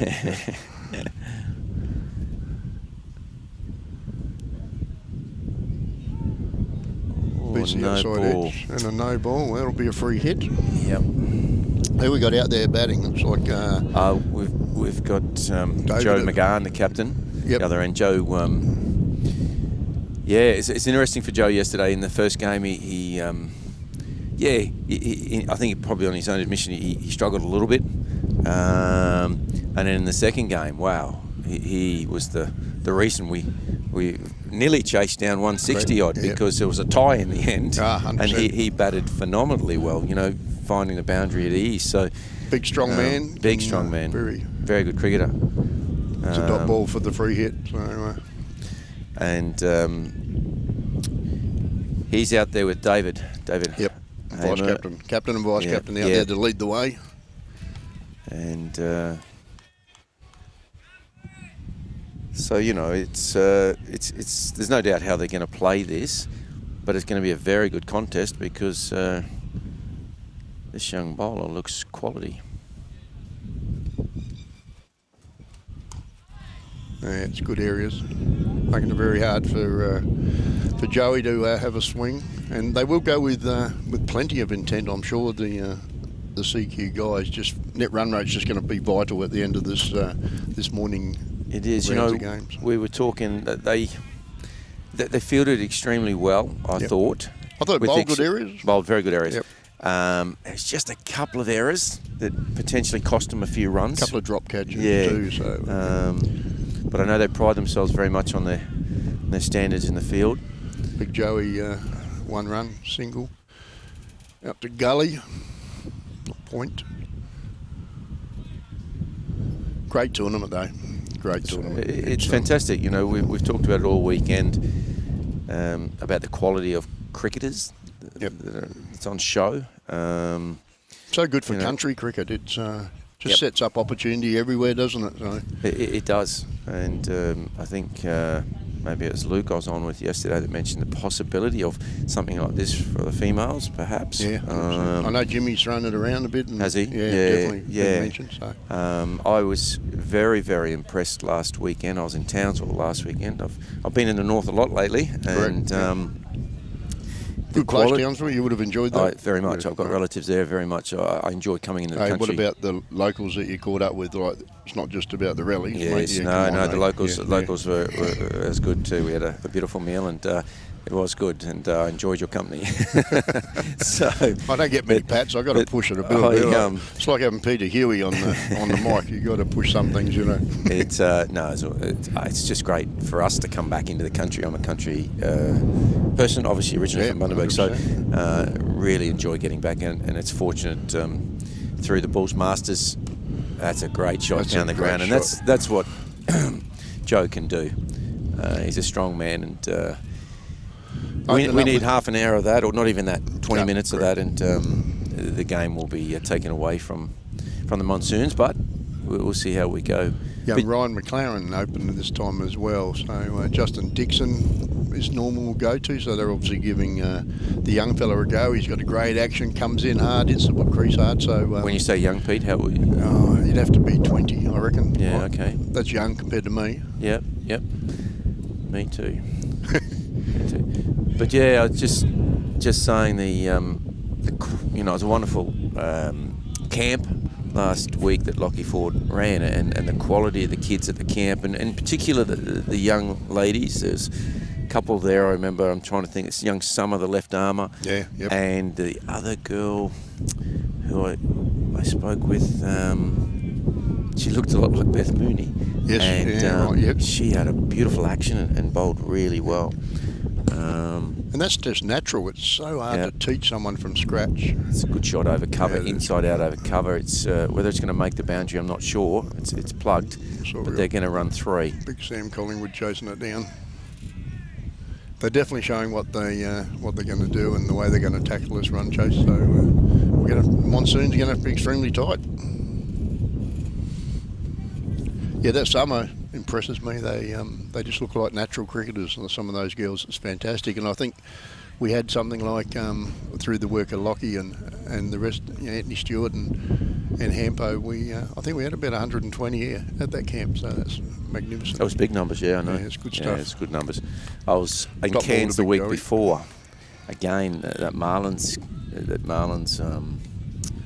camp over the 3 days is very well run as well, and a lot of good cricketers there. So look, there's a lot of good work done in the regional areas, and I think it's great through the Bulls Masters that we're able to get out to these areas and sort of provide some support. Big grind to Joey, a bit wider. Can't beat the field. Dot ball, yes. Important dot. It cannot be underestimated, and I think Jimmy Maher being presented with life membership of Queensland Cricket probably is testament to the work that all of those guys and yourself do to help develop the game through all the regional areas. So I don't think it can be appreciated enough, and enough can be said to thank you all for what you do. So the experience and knowledge that's passed on is just second to none. Well, I know, and I can speak on behalf of all of us, that we thoroughly enjoy it. Coming out, and we understand the amount of work that's being done, so if we can just support in some way, it's great, because there's a lot of good work being done. None for 14 off of 2. I don't know what the Seamers, whether they had any in mind, a particular over that they would like to knock this off. We mustn't get ahead of ourselves when you're chasing down a total, but exactly. Yep. They're obviously discussing that and considering at what the rate they would like to be going at. I don't know what the situation is. We'll just have a quick look at that other game. Bit of a fight back. Well, 6 for 16. 6 for 16. Okay. How are they're 1 for 16. The Stormers chasing 137. Good run. It's a good run. It's off the toe of the bat to Gully region, and there was an immediate call from the non-striker. So very good run. Joey and Travis Bush continuing from what we'll call the northern end. Have you renamed it anything over the weekend? No, it's the top end and the bottom end. That's the bottom end. This is the top end. I put a lot of time into those terminologies. Yep, a lot of wisdom on that. Yep. They need 120, the Stormers, off of 17 to get that done. And obviously if they win, they go through. So, it's just come back a little bit, I think, off the seam. Tucked him up. It's gone through for, again, another valuable Early wicket's going to be the key here for the Monsoons. It is. You're dead right. And that can make that score just look a little more challenging. I know we've been talking about that game out the back, but they're all important. It's quite incredible. You wouldn't think you could defend 51, but they're on track to. Oh, it's up-ish. Oh, it's just gone over a shortish cover for one. Sam Lowry fielding the ball there at mid-off. So Sam batted through the innings. Fantastic effort, and it was definitely the concrete across that Monsoon innings with wickets falling regularly around him over the 20 overs. Well, that's the thing, Pete. You know, I was, look, I don't like to be critical, but I was sort of suggesting he could have went a bit harder, a bit earlier, but he was losing wickets. So that presents its own challenges. So it's a hard call, isn't it? Yeah, to know exactly what you do, because if he gets out, that 105 could be potentially 80. Yeah, you know what I mean? So Joe McGarney's just worked that again down to that short gully or short third. That's just sensible cricket. If the bowling's good, you treat it with respect, and and the loose ball will come. It's just part of the cricket. Some of the shots Sam played at the back end, they're impressive cricket shots. Well, he actually hit 3 or 4 sixes as well. So, down the ground here, beautiful shots. Oh, wow, that's they come back fairly quick, probably quicker than it went down by the looks. Yeah, we're certainly not sort of classifying that as a chance. I'm sorry. Oh, we would. We'll fine him for that. If he catches that, it's a freak. Yeah, pretty miraculous effort. I like the look of young Travis. How do you pronounce that last name? Bush? Yeah, Bush. Yeah. I think we're related. Travis Bush, yes. He looks good. I like him. Even the batsman's calling that a wide. That's Dad's done a bit of work with him? No, he doesn't listen to Dad. No. Like all parents and sons, they just, no. So, but he's had plenty of help. He's with Norths in Townsville, and some good people there to help. And I know Hampo has to look at him, and the rest of the QC boys talk to him. And that he went down to win a Manly a couple of seasons ago and played in the T20 KFC. And someone at the door. Oh, it's Huey. Yep. And he did, but he ended up with a stress fracture, so hadn't really bowled much for the last 12 or 18 months, but did a lot of work on getting fit. So, and do you think he'll make the trip again at some time, some point? Well, Creeves is all over him. Brendan Creeves, he's talking to him all the time. He did go down and play for the Hornets in the under 19s. Okay. We flew him down. He keeps mum and dad broke. Okay. But he loves his cricket. Well, he wants to have a crack, and we'll see what happens. It's up to him. He's doing an apprenticeship in Townsville and finishes this year. So, geez, who knows, Pete? Who knows? Well, we're again just we're here to support and help. Yep. As I said, people helped me as a young cricketer get to the city to give me an opportunity. Please let us know. No, he gets plenty of people helping him out and having a chat, so he can't beat experience. The mentor of the Monsoons. Oh, that's a good shot. Over cover from Joe. What's the time to do it? You've got to take a bit of risk in these early overs before the field goes out and before they put 5 out on the boundary. But once again, the Monsoons are going to be in that position where they've got to determine whether they have protect the boundary or put the pressure on the infield. It's cricket. She's a great game, isn't it? I was talking earlier about, tactically, I've been impressed yesterday with the Sunny Coast team and certainly with the CQ team in this game. I think tactically they've played some really good games, clever games. When you sit here and you watch, I apologise to my listeners, I was talking about this earlier, but as a coach, when you can see a plan that's been put in place out there through, field placements and then the ball's being executed in the right area to, the field's representing what the bowler's trying to do. It's really good, and I think it's been well on show here. Tactically, the teams have been operating very well. A lot of cricket smarts, and people that don't know the inner workings of cricket, I guess there is, like they bowl to an area for a reason. And fielders are in a particular area for a reason. They work out the batsman's movements, and that's how the wickets come. Oh, it's a little inside edge, just down to 45, and these boys are running well. Yeah, definitely. They're taking every opportunity. None for 22 off 3.3. Sam Collingwood into the attack from the bottom end. Sam's been around a long time, country player in the past for Queensland. Very reliable and consistent.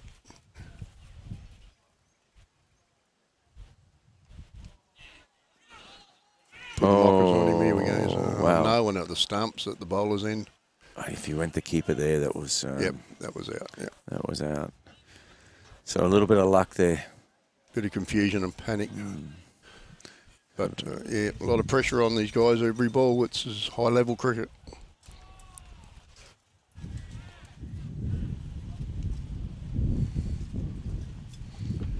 Any more wickets out the back there?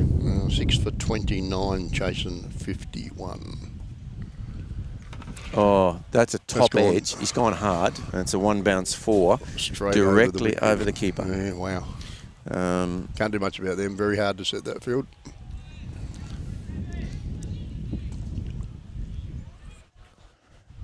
Fortune favours the brave there.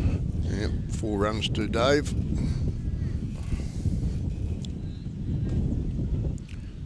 Geez, there's good young talent coming through too, Peter. Like all the teams have got plenty of experience in them, and then the young ones coming through have been most impressive across all of the teams. So, Dave, a bit risky there. He trying the old reverse. I can see his thinking because fine leg's up, but yeah. Doesn't need that risk at this stage. Yeah. It's bounced over the stumps. And look, I don't know whether the bowler saw him go early, but it looked like he took pace off as well, which also made that shot a really challenging option. Yep. So, none for 28 off 4. So, wicket. This would be very handy right now. Interesting. Still going. That's young Travis again, isn't it? Yeah, I think they're looking for a breakthrough. I dare say. It's interesting they bowl three in the power play back to back. So it puts a bit of, from a batting perspective, you've seen him. If you want to line someone up, this is probably the time. So this is a big over and a tough over, I feel, for the bowler to bowl. Yep. Because the batters know exactly what's coming. Oh. Great bit of fielding there to realise to go to the bowler's end where the opportunity was for a run out. And it wasn't far away, was it? Wasn't far away. Direct hit might have been an interesting call.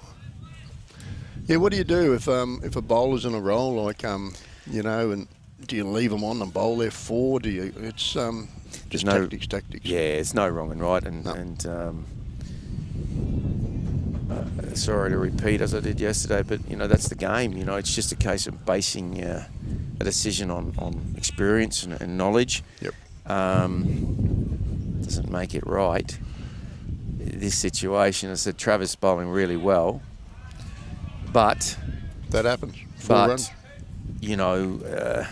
I personally in this format like a lot of bowling changes. Yes. Yep. So you can squeeze a dot or two out of that first 1 or 2 balls of the over, whilst the batsmen are maybe familiarising themselves a little bit. But here in this situation, he's bowling well, but that could be at his detriment in respect of they've seen him. You know what I mean? They know what's coming. So I would expect him to go hard against this over, but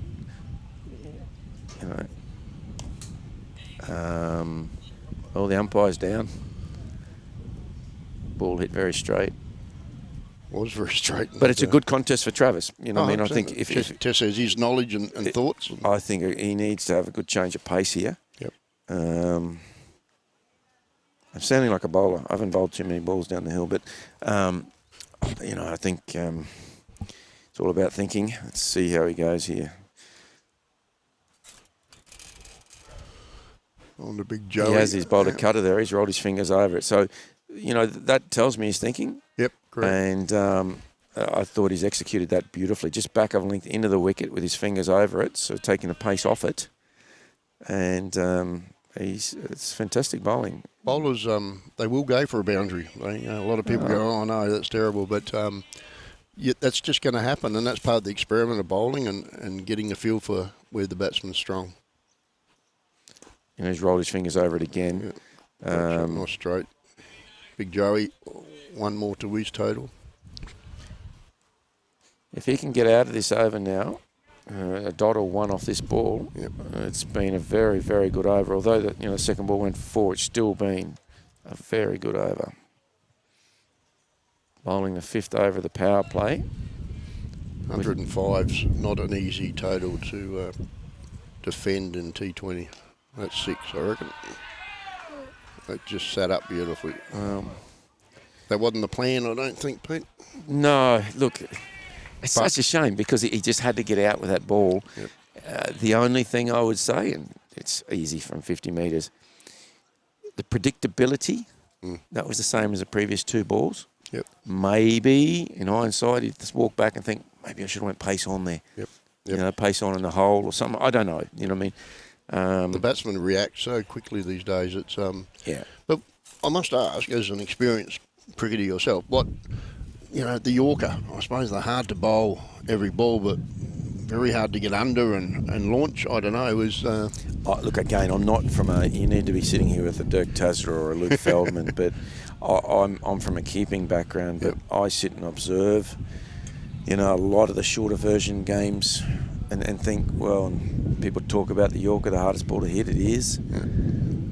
But it's obviously, from a bowling perspective, very hard to execute. Yep. And if you miss it by a small margin short, it's probably going to go. If you miss it by a short margin, it's a low full toss, and arguably can go too with the size of the bats and the strength of the batters these days. So I think the margins are so small with the Yorker, but I still think that it's, not used enough or not executed enough. And look, if you're playing the game every day, it's unfortunately quite a short ball, yeah.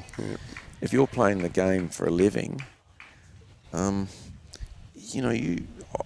don't know. I'll be shot down here probably, but I think you should be able to execute that pretty well. Although you're under pressure, it's still your job, and if you can get it in the hole often, it's got to challenge the batter, I think.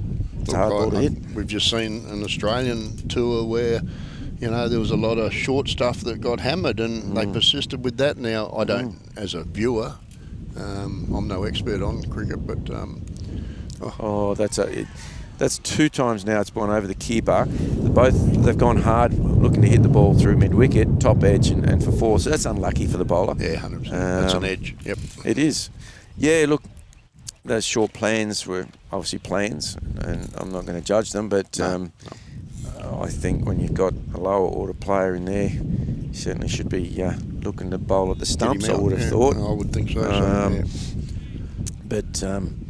now the laps have probably made the bowler question the Yorker as well. Yep. But I think also, though players can lap, it's still a tough shot to play. Correct. So if you get the ball right in the hole, wow, it's got to be a high quality player to be able to lap you for 4 or whatever. Yep. So. Certain amount of risk involved, for sure. Yeah. They're just moving the scoreboard along quite quickly now. They're going at 10s.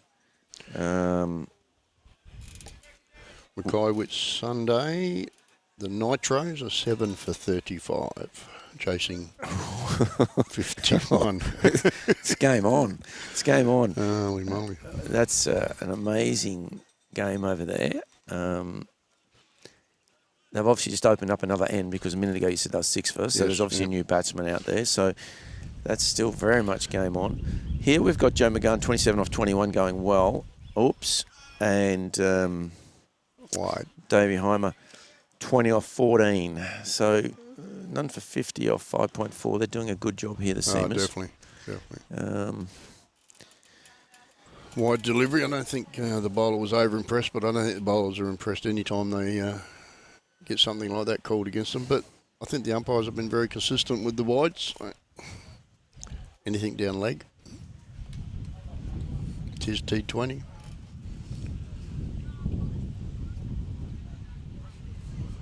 Sam Collingwood, top edge again, straight. Now, we are going to have to start to think they're playing this. Yep. I think the wicketkeeper come back and take the ball. Well, that's the third one. For those that are watching, you'll understand what we're talking about. They're going extremely hard looking for a pull shot through mid-wicket, and that's the third top edge now that's gone over the keeper for 4. Correct. So you cannot set a field for that. No. It's extremely unlucky from a bowling perspective. You're half an inch away from a dot there. Hands are on the hips for old Sammy Collingwood. He's going, what do I do? What are the umpires talking about here? I saw him just put his arm out. What's happened there? There's a player walking around the boundary at the other end. It might be young Dirk, though. Oh, he's gone high now. He's gone up in the air this time. Another top should edge. be out. Bowlers under it. Yep. So it's an important wicket for the Monsoons. Yeah, definitely, David. He did well, pushed the rate. Him and Joey have got him a good solid start. So he's done exactly what his team needed him to do. 100%. He's ended up with 24 off 15. I think that's a good knock. This is Jeff Case coming out at batting at number 3. So got to keep the Monsoons up, though. This is important that they. That's a wicket. Get another one. 1 becomes 2. Was that the theory? Well, it needs to become 2 here for the Monsoons if they're any chance of pulling this off. They need to keep the wickets coming. There's no doubt that if they don't bowl them out, they're going to lose. Yeah, it's as simple as that. It is that simple. Yeah. They're not going to defend that. No, and that over went for 9-14 off the over, but a wicket off the last ball. And a valuable dot. Just going to check in on those that SEQ situation. The Stormers. The Stormers, because it's very relevant. Definitely. Oh, okay. They're 3 for 35, chasing 136 off of 6.2. Now I'm thinking that's in the favour of the CQ Seamers at this moment. That scorecard. Yep.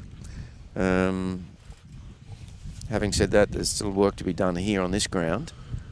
But obviously, just for those viewers, the CQ side need the Stormers to lose there, which puts both CQ and the SEQ on the same amount of points, and then it comes down to run rate. Due to the tie that they had yesterday afternoon, so that's going to be critical. That tie, and they needed 17 off that last over. Yep, and they needed 7 off 3. Ball left the arena. They needed 1 off 2, and there was 2 wickets. Just amazing. You got to think about the smarts of those guys. But you get tied up in the moment too, you know. So we've got to change of bowling here. We've got. Sam Lowry, the captain of the Monsoons, coming on from the... What's Sammy bowl? A few meds, moves the ball around a bit, very smart. He's got the wicket keeper up. Very discouraging for a fast or medium bowler when the wicket keeper stands up at the stumps, mate. I get back a bit because they're always judged by the speed. And there's a gentleman from North Queensland, Joey Scudery, many will know from up here. Played a lot with Joey, and... at times we used to come up over the top, and I've kept over the top to quite a few, and had a colleague of mine, Darren Berry, the same from down south. When we used to come up over the top, Joey, I thought, used to bowl about 3 yards quicker and 3 yards shorter. Just for that, He was not happy with the keeper over the top. And it was quite funny. But Joey's back up in the north. He's living in Ingham and doing some good coaching work around the place as well, I hear. Yeah, so, and I've worked actually with Joey a few weeks ago. Great to see him, and he's been working in the programs up here that Tony Hampson's running. And so I remember as a young fellow, I'm from South Australia initially. I'm nearly a local in Queensland, 20 odd years, but I'm still trying to get through that process. But remember Joey opening the bowling for South Australia for the Redbacks. It was amazing. Yes. Yeah, it would have been back in 88.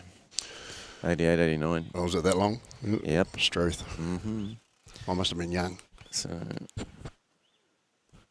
well bowled. Just that back of a length, and we talked earlier.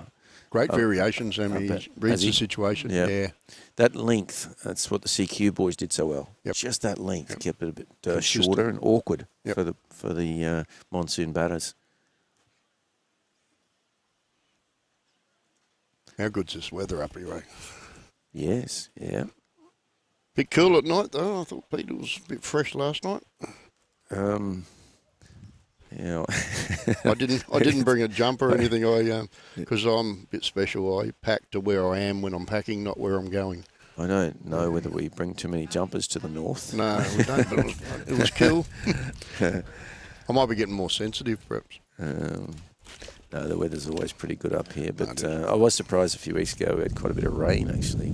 Yeah, Cairns has been getting a bit. Yeah. Doing that camp. And Jez has done a fantastic job these decks of looking a treat, actually. So. Oh, I think they're in better shape than they were last year again. Jez, I think, was just starting out last year, and I think he's got them in great shape, as you said. Tell you what, Sammy Lowry here is just he's making things awkward. I think it's a little bit less pace. Yep. And he's hitting that awkward length as we talked about. And he's gone. Well, he's got to get out of this over now. That's crucial. Yes. So far, he's only gone for 3 off.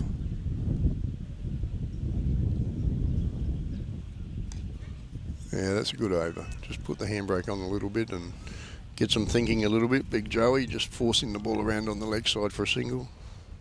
There's a lot of respect given there to Sammy. So he's done a good job.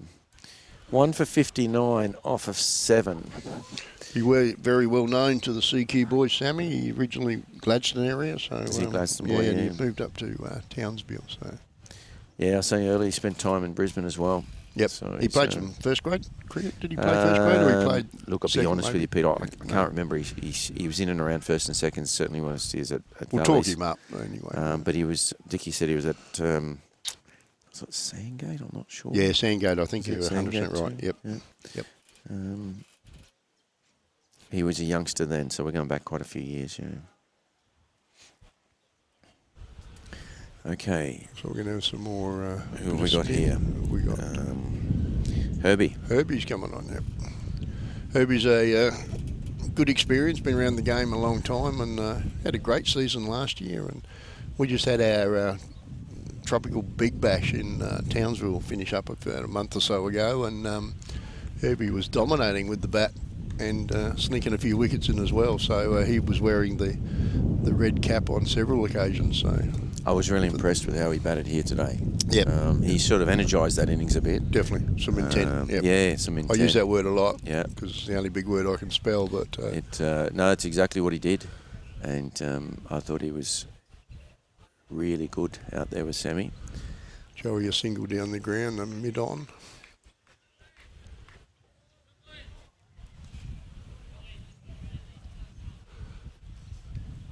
This weekend, bit of a shock to the Monsoons after 3 appearances at the Gabba, and obviously Cairns knocking them off last year in the final.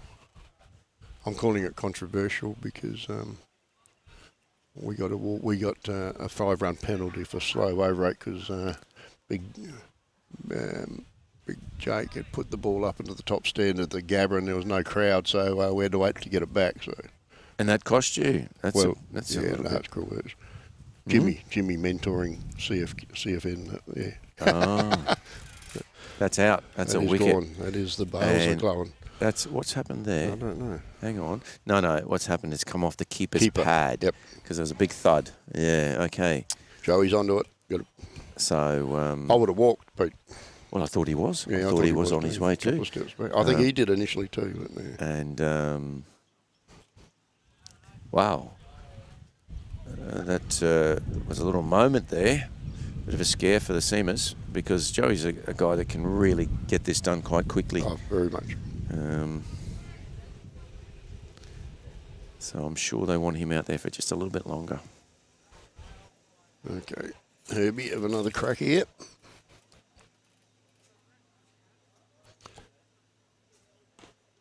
Just It's like gone that. Again, and that's big, yeah. It must be over. Yeah, that's 6. Just what we were referring to. Pick that up. Beautiful. Moving the score along. 68. 1 for. Seamers are looking in the reasonably comfortable at this stage.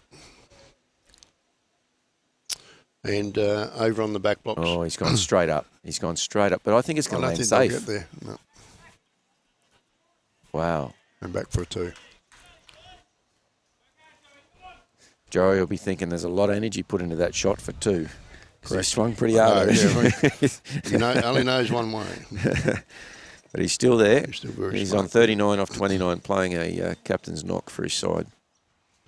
So Mackay Whitsunday just to sneak over the back on number 2, a 7 for 51. So that's out. Oh, he's out. LBW. So he not feels quite as though sure. I think Joe feels as though that's sliding down, but he's been given, so he's got to go. We will probably get a replay of that, but he's obviously not happy. He's disappointed. But is there ever a happy batsman when they get given out LB? No. I think it's quite full, so Yep, it's probably definitely. running on. Yep. Here we go. This shot, yeah, Hard to tell from it's that hard angle to with tell. the It's hard to wicketkeeper tell, there, but so, the umpires. I guess, what do we say? What's it say in the book? Yeah, look, umpire had no doubt. So Got that's to the way back it their goes. judgment. They're the ones out there. Yep. But a great start. Joey's just really set that up, obviously, along with Dave for the Seamers. So, Well, they're going at 10s, 1 for 70. 1 ball left in the 8th over. That's a better look there, but I've unfortunately missed it again. Let's have see if we can have that again. No.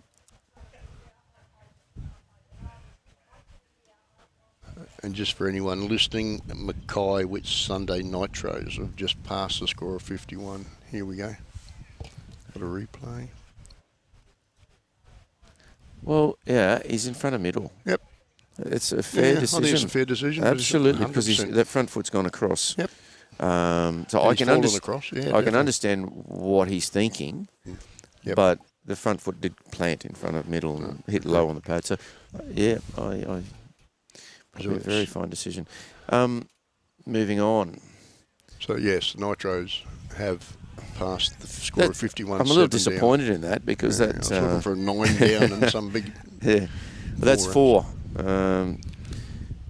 That's Jeff Case. Jeff Case, first ball of the new over, the 9th over has gone for 4. I don't think he got all of it, but no, definitely not. And Sam Lowry enough. trying to mix it up a bit as well, and Hayden O'Connor is out there with Jeff Case on the non-strike.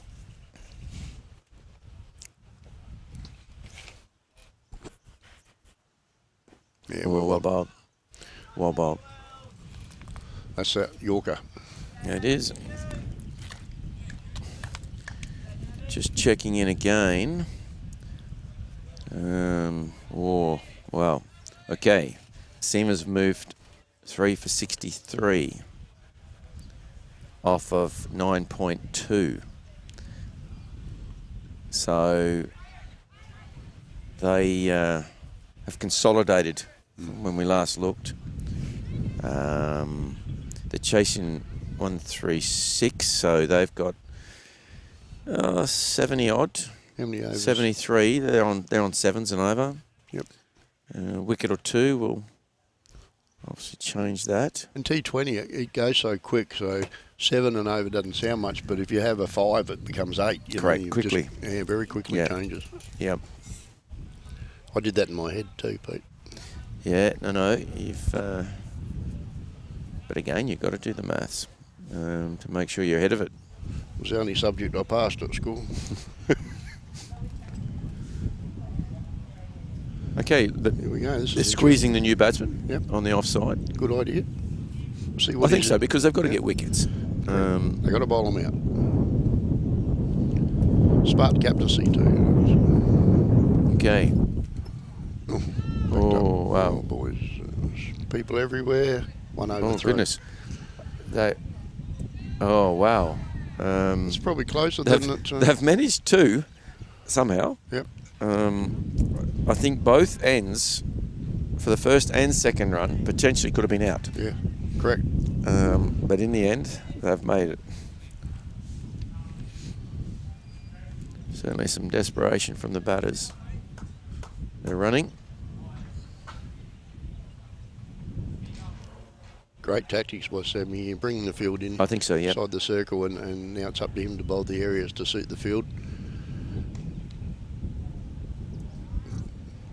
Well bowled, dot ball. He's a handy cricketer, eh? I've not seen much of his bowling, but Sammy, yeah, very good cricketer. Been hanging around the Queensland country scene opens for quite some time. Good pickup, plays for Wes, school teacher. Okay. And moved to Townsville a year or two back. And Wes are very proactive and seem to be securing everybody that's in the air, but going to fall safe. Good running again. Oh. It's well fielded. It's very well fielded. Yeah. Excellent throw. Ryan McLaren down there. So, yeah. But these guys are really pushing the edge with the running. It's excellent. I say that, and if they finish a metre short, I'll get shot down saying yep. But, I think this type of running applies pressure to the fielders. Yep. And it takes, there's a lot of things that can break down. From a fielding perspective, you've got to get to the ball, you've got to retrieve the ball, yep. You've then got to release quickly, yes. And you've got to find your target. Yep. So if one of those breaks down, you're probably safe. So I think it's something that the Monsoons haven't done this weekend. I've been happy they, in your cricket you just feel there's a single or there's a two, but they haven't looked for the extra two and run the first one as hard as what I would like to see. Dickie was talking about that earlier. Yeah, yep. Yeah. I'll probably learn that off. Gee, that's a good shot. That is a great shot. With no pace on the ball. Yeah. He had the weight. Yep. Probably reload again. Very patient. And then away he went. That's a real quality cricket shot. Well done, Jeff Case. It wasn't. I don't think it was poorly bowled at all. No. But that's what anyone would think looking at he's gone for four, but no. That was just a very good cricket shot. Very good. Taking the score to 83, 2 for 83.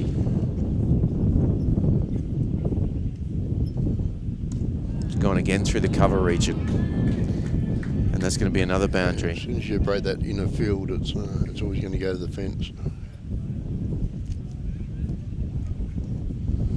It's good batting, very good batting. And again, we understand the tactics from the Monsoons. They're looking to push here, yep. Trying to force the error, so it makes sense. And you do have to have a bit of luck. You've obviously got plenty of skill, but there's a bit of luck. They just need something to go to hand, or some of those top edges that went over the wicketkeeper go to the boundary. And yeah. So.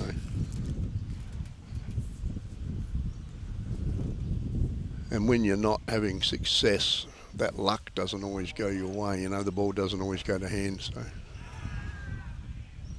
Look at that running again. Oh. Now, that's probably out again if it's hit. Yep. Yep. But they've managed to make it. Sam Lowry didn't leave any no guessing on the table there. He was going to have a crack at that. Need a wicket here fairly quickly and a couple in a row, so see what comes. Herbie will definitely be trying to outthink him. Hayden O'Connor on strike.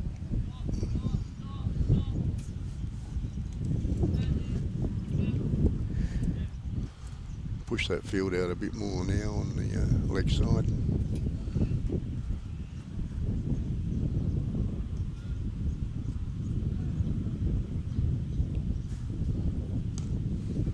On down the Garrett straight. Good shot. Looking for two again. That's great stuff. Now, only got the single, but we're looking for the opportunity, a fumble, all those things that you mentioned before. The fielder's got to get right, so to reduce that score to 1 instead of 2. So 11, 16 more. 17 more, sorry. Oh. He's gone pace off again, but he's hardly hit it this time. They're going to look for 2 again. So they had to reach for that. And they're going to take it. Yeah, well done. Just realised that the... Yeah, look, if any youngsters are out there watching, which I'm sure they may be watching this I'm sure they would be, broadcast. If you watch these two batters run, although they're pushing the edge a little bit, gee, it's good to watch. Coming back, looking for that extra run, strong backing up. Great shot. Beautifully. Yeah. This has been a good knock from Jeff. Good smart knock. Yep. He's moved along here to 21 off 11. They're making the 105 or 106 target look very minuscule. Is that the word? Not enough anyway. Not enough. So it's a little bit of a shame because they'll be Central Queensland boys will be looking back on one or two things yesterday. Yep. That they, if they had the time again, they may do differently. You just got to grab every opportunity when it presents, especially in the short form cricket. But they've certainly come out today and done what they had to do and couldn't have done it any better, I don't think. No, they've done it to plan. Yeah. And still playing with great intent. Single there, push down. That could easily been just not a single, but they're taking every opportunity. So I might be a bit biased, but I know the quality of the team and taking nothing away from the Monsoons, but I'd love to see the CQ guys move through to the finals because I think they deserve to. Yep. They made a couple of errors yesterday, but I think they're a quality cricket team. Well coached, well led. Mentored too, obviously. I don't know about that, but how much advice as a mentor do you actually find yourself giving them? You know, like just is it work, is experience or technique that you give them? I don't know. I can't speak on behalf of the other mentors, but my approach is quite simple. I just Jason Wells is the coach, and he is a very top-notch, A-class. Yep. Absolutely, runs a really good show, and I could see that in the first few minutes, listening and observing. And all I said to Jason was, "I'm here. You know, I mean, you use me how you want, whether that's to say nothing or say something, or when you want. Great shot down the ground.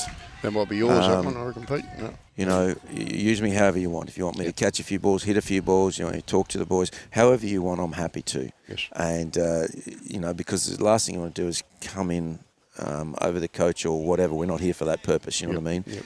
Well, I'm sure all the teams are well coached and well run, but we're just here to support where we can. So I just like to let the coach know that we're here to support and help where it's best used from your point of view. Yep. And that, you know, with this team, truth. With this team, that's over the top for 4 more. I've spoken to the lads now and again. It's game over, by the way. It is, and I've hit some balls and enjoyed every moment. Just assist with warm-ups and all those sort of things. And try and talk, as I said, when asked to talk. Yep. Now, that's a strong finish. The game's over. Just while we finish off there at 2 down. In the 11th over. Wow, that was powerhouse. Fantastic batting at the back end. 100%. It was. They've done that in 10 overs. Is that correct? 11 overs. It'll be in the 11th. 11 overs. Not out. Jeff Case, 31 off 14, and then they've just taken the numbers away from me. But Aidan O'Connor not out as well.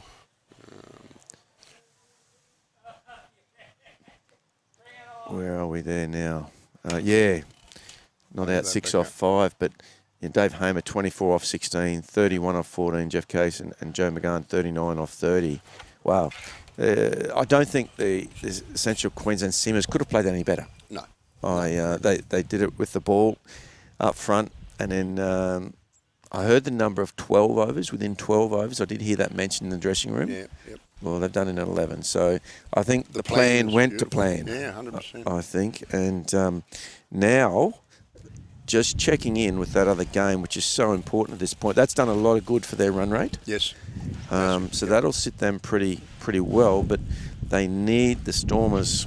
We don't wish anything against the Stormers, but they are going really well here, the Stormers. 3 for 84 off 12, so they've... Chasing one's 37, yeah, so they're right on track as well. They're on track there. They need wickets in the shed. 52 off 8, so they're 6, 7s. When you look at that scorecard, they should do that comfortably. But as soon as we say that, well, who knows? You know, is it the commentary curse? Yeah. So look, we'll just have to wait and see where it goes. They couldn't have done any better today, the CQ team. Yep. And as I said, they may reflect on yesterday's performances and one or two things they may have done differently. But we can't turn back the clock. No. And they've just got to wait and see what happens in that game. And but what they have done, if they don't go any further, they've finished off very impressively. Oh, 100%. 100%. So early finish for the boys on Monsoons. We'll have to sit around and support the rest of the competition. Got the dinner tonight, the presentation and the Dirk Tesla medal, so for the best player. So it's fantastic. So, and there could be a bit of NRL on, I'm thinking, tonight too, on the big screen. I think so. Well, I'm going to sign off because I'm just going to go and see the boys out here. Go and do your bit. And do the same. thank you very much, Pete. No worries. Thank you.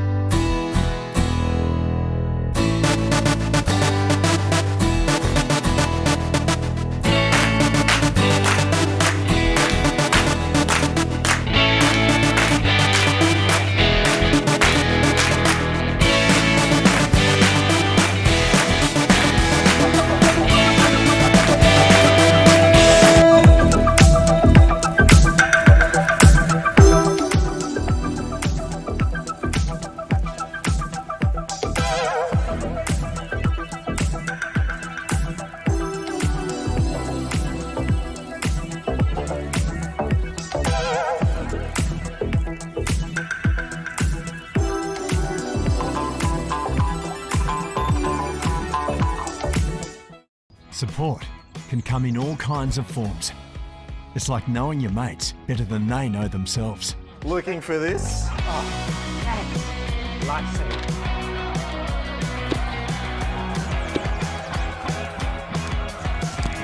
it. Being there at the right moment. And helping out the community. Whoever you are.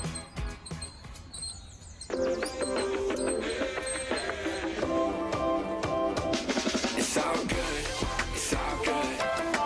Even through the highs and the lows, yeah, you know it's all good, it's all good. Or just going above and beyond.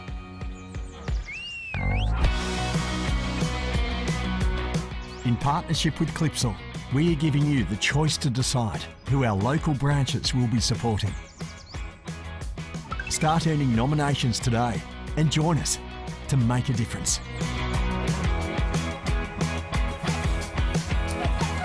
Isn't that too much support?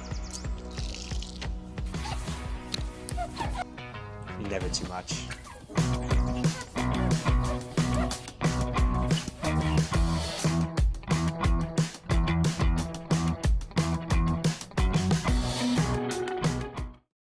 Keep communities safe. Report what you know, not who you are. Crime Stoppers Queensland, encouraging the anonymous reporting of crime or suspicious activity. Crime Stoppers helps keep communities safe. It's what you know, not who you are. Make sure you report what you know, not who you are. Report what you know, not who you are. Thank you, Crime Stoppers, for sponsoring the Bulls Masters. And remember to report what you know and not who you are.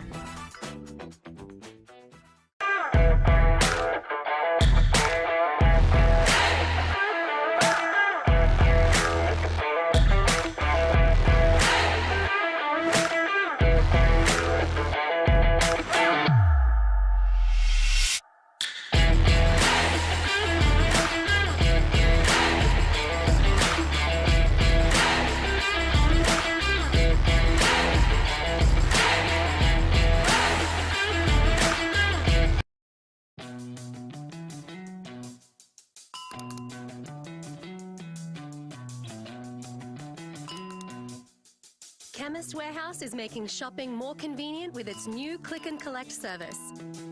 Just tap to order items online. And it's ready for pickup within just 4 hours. Click and collect.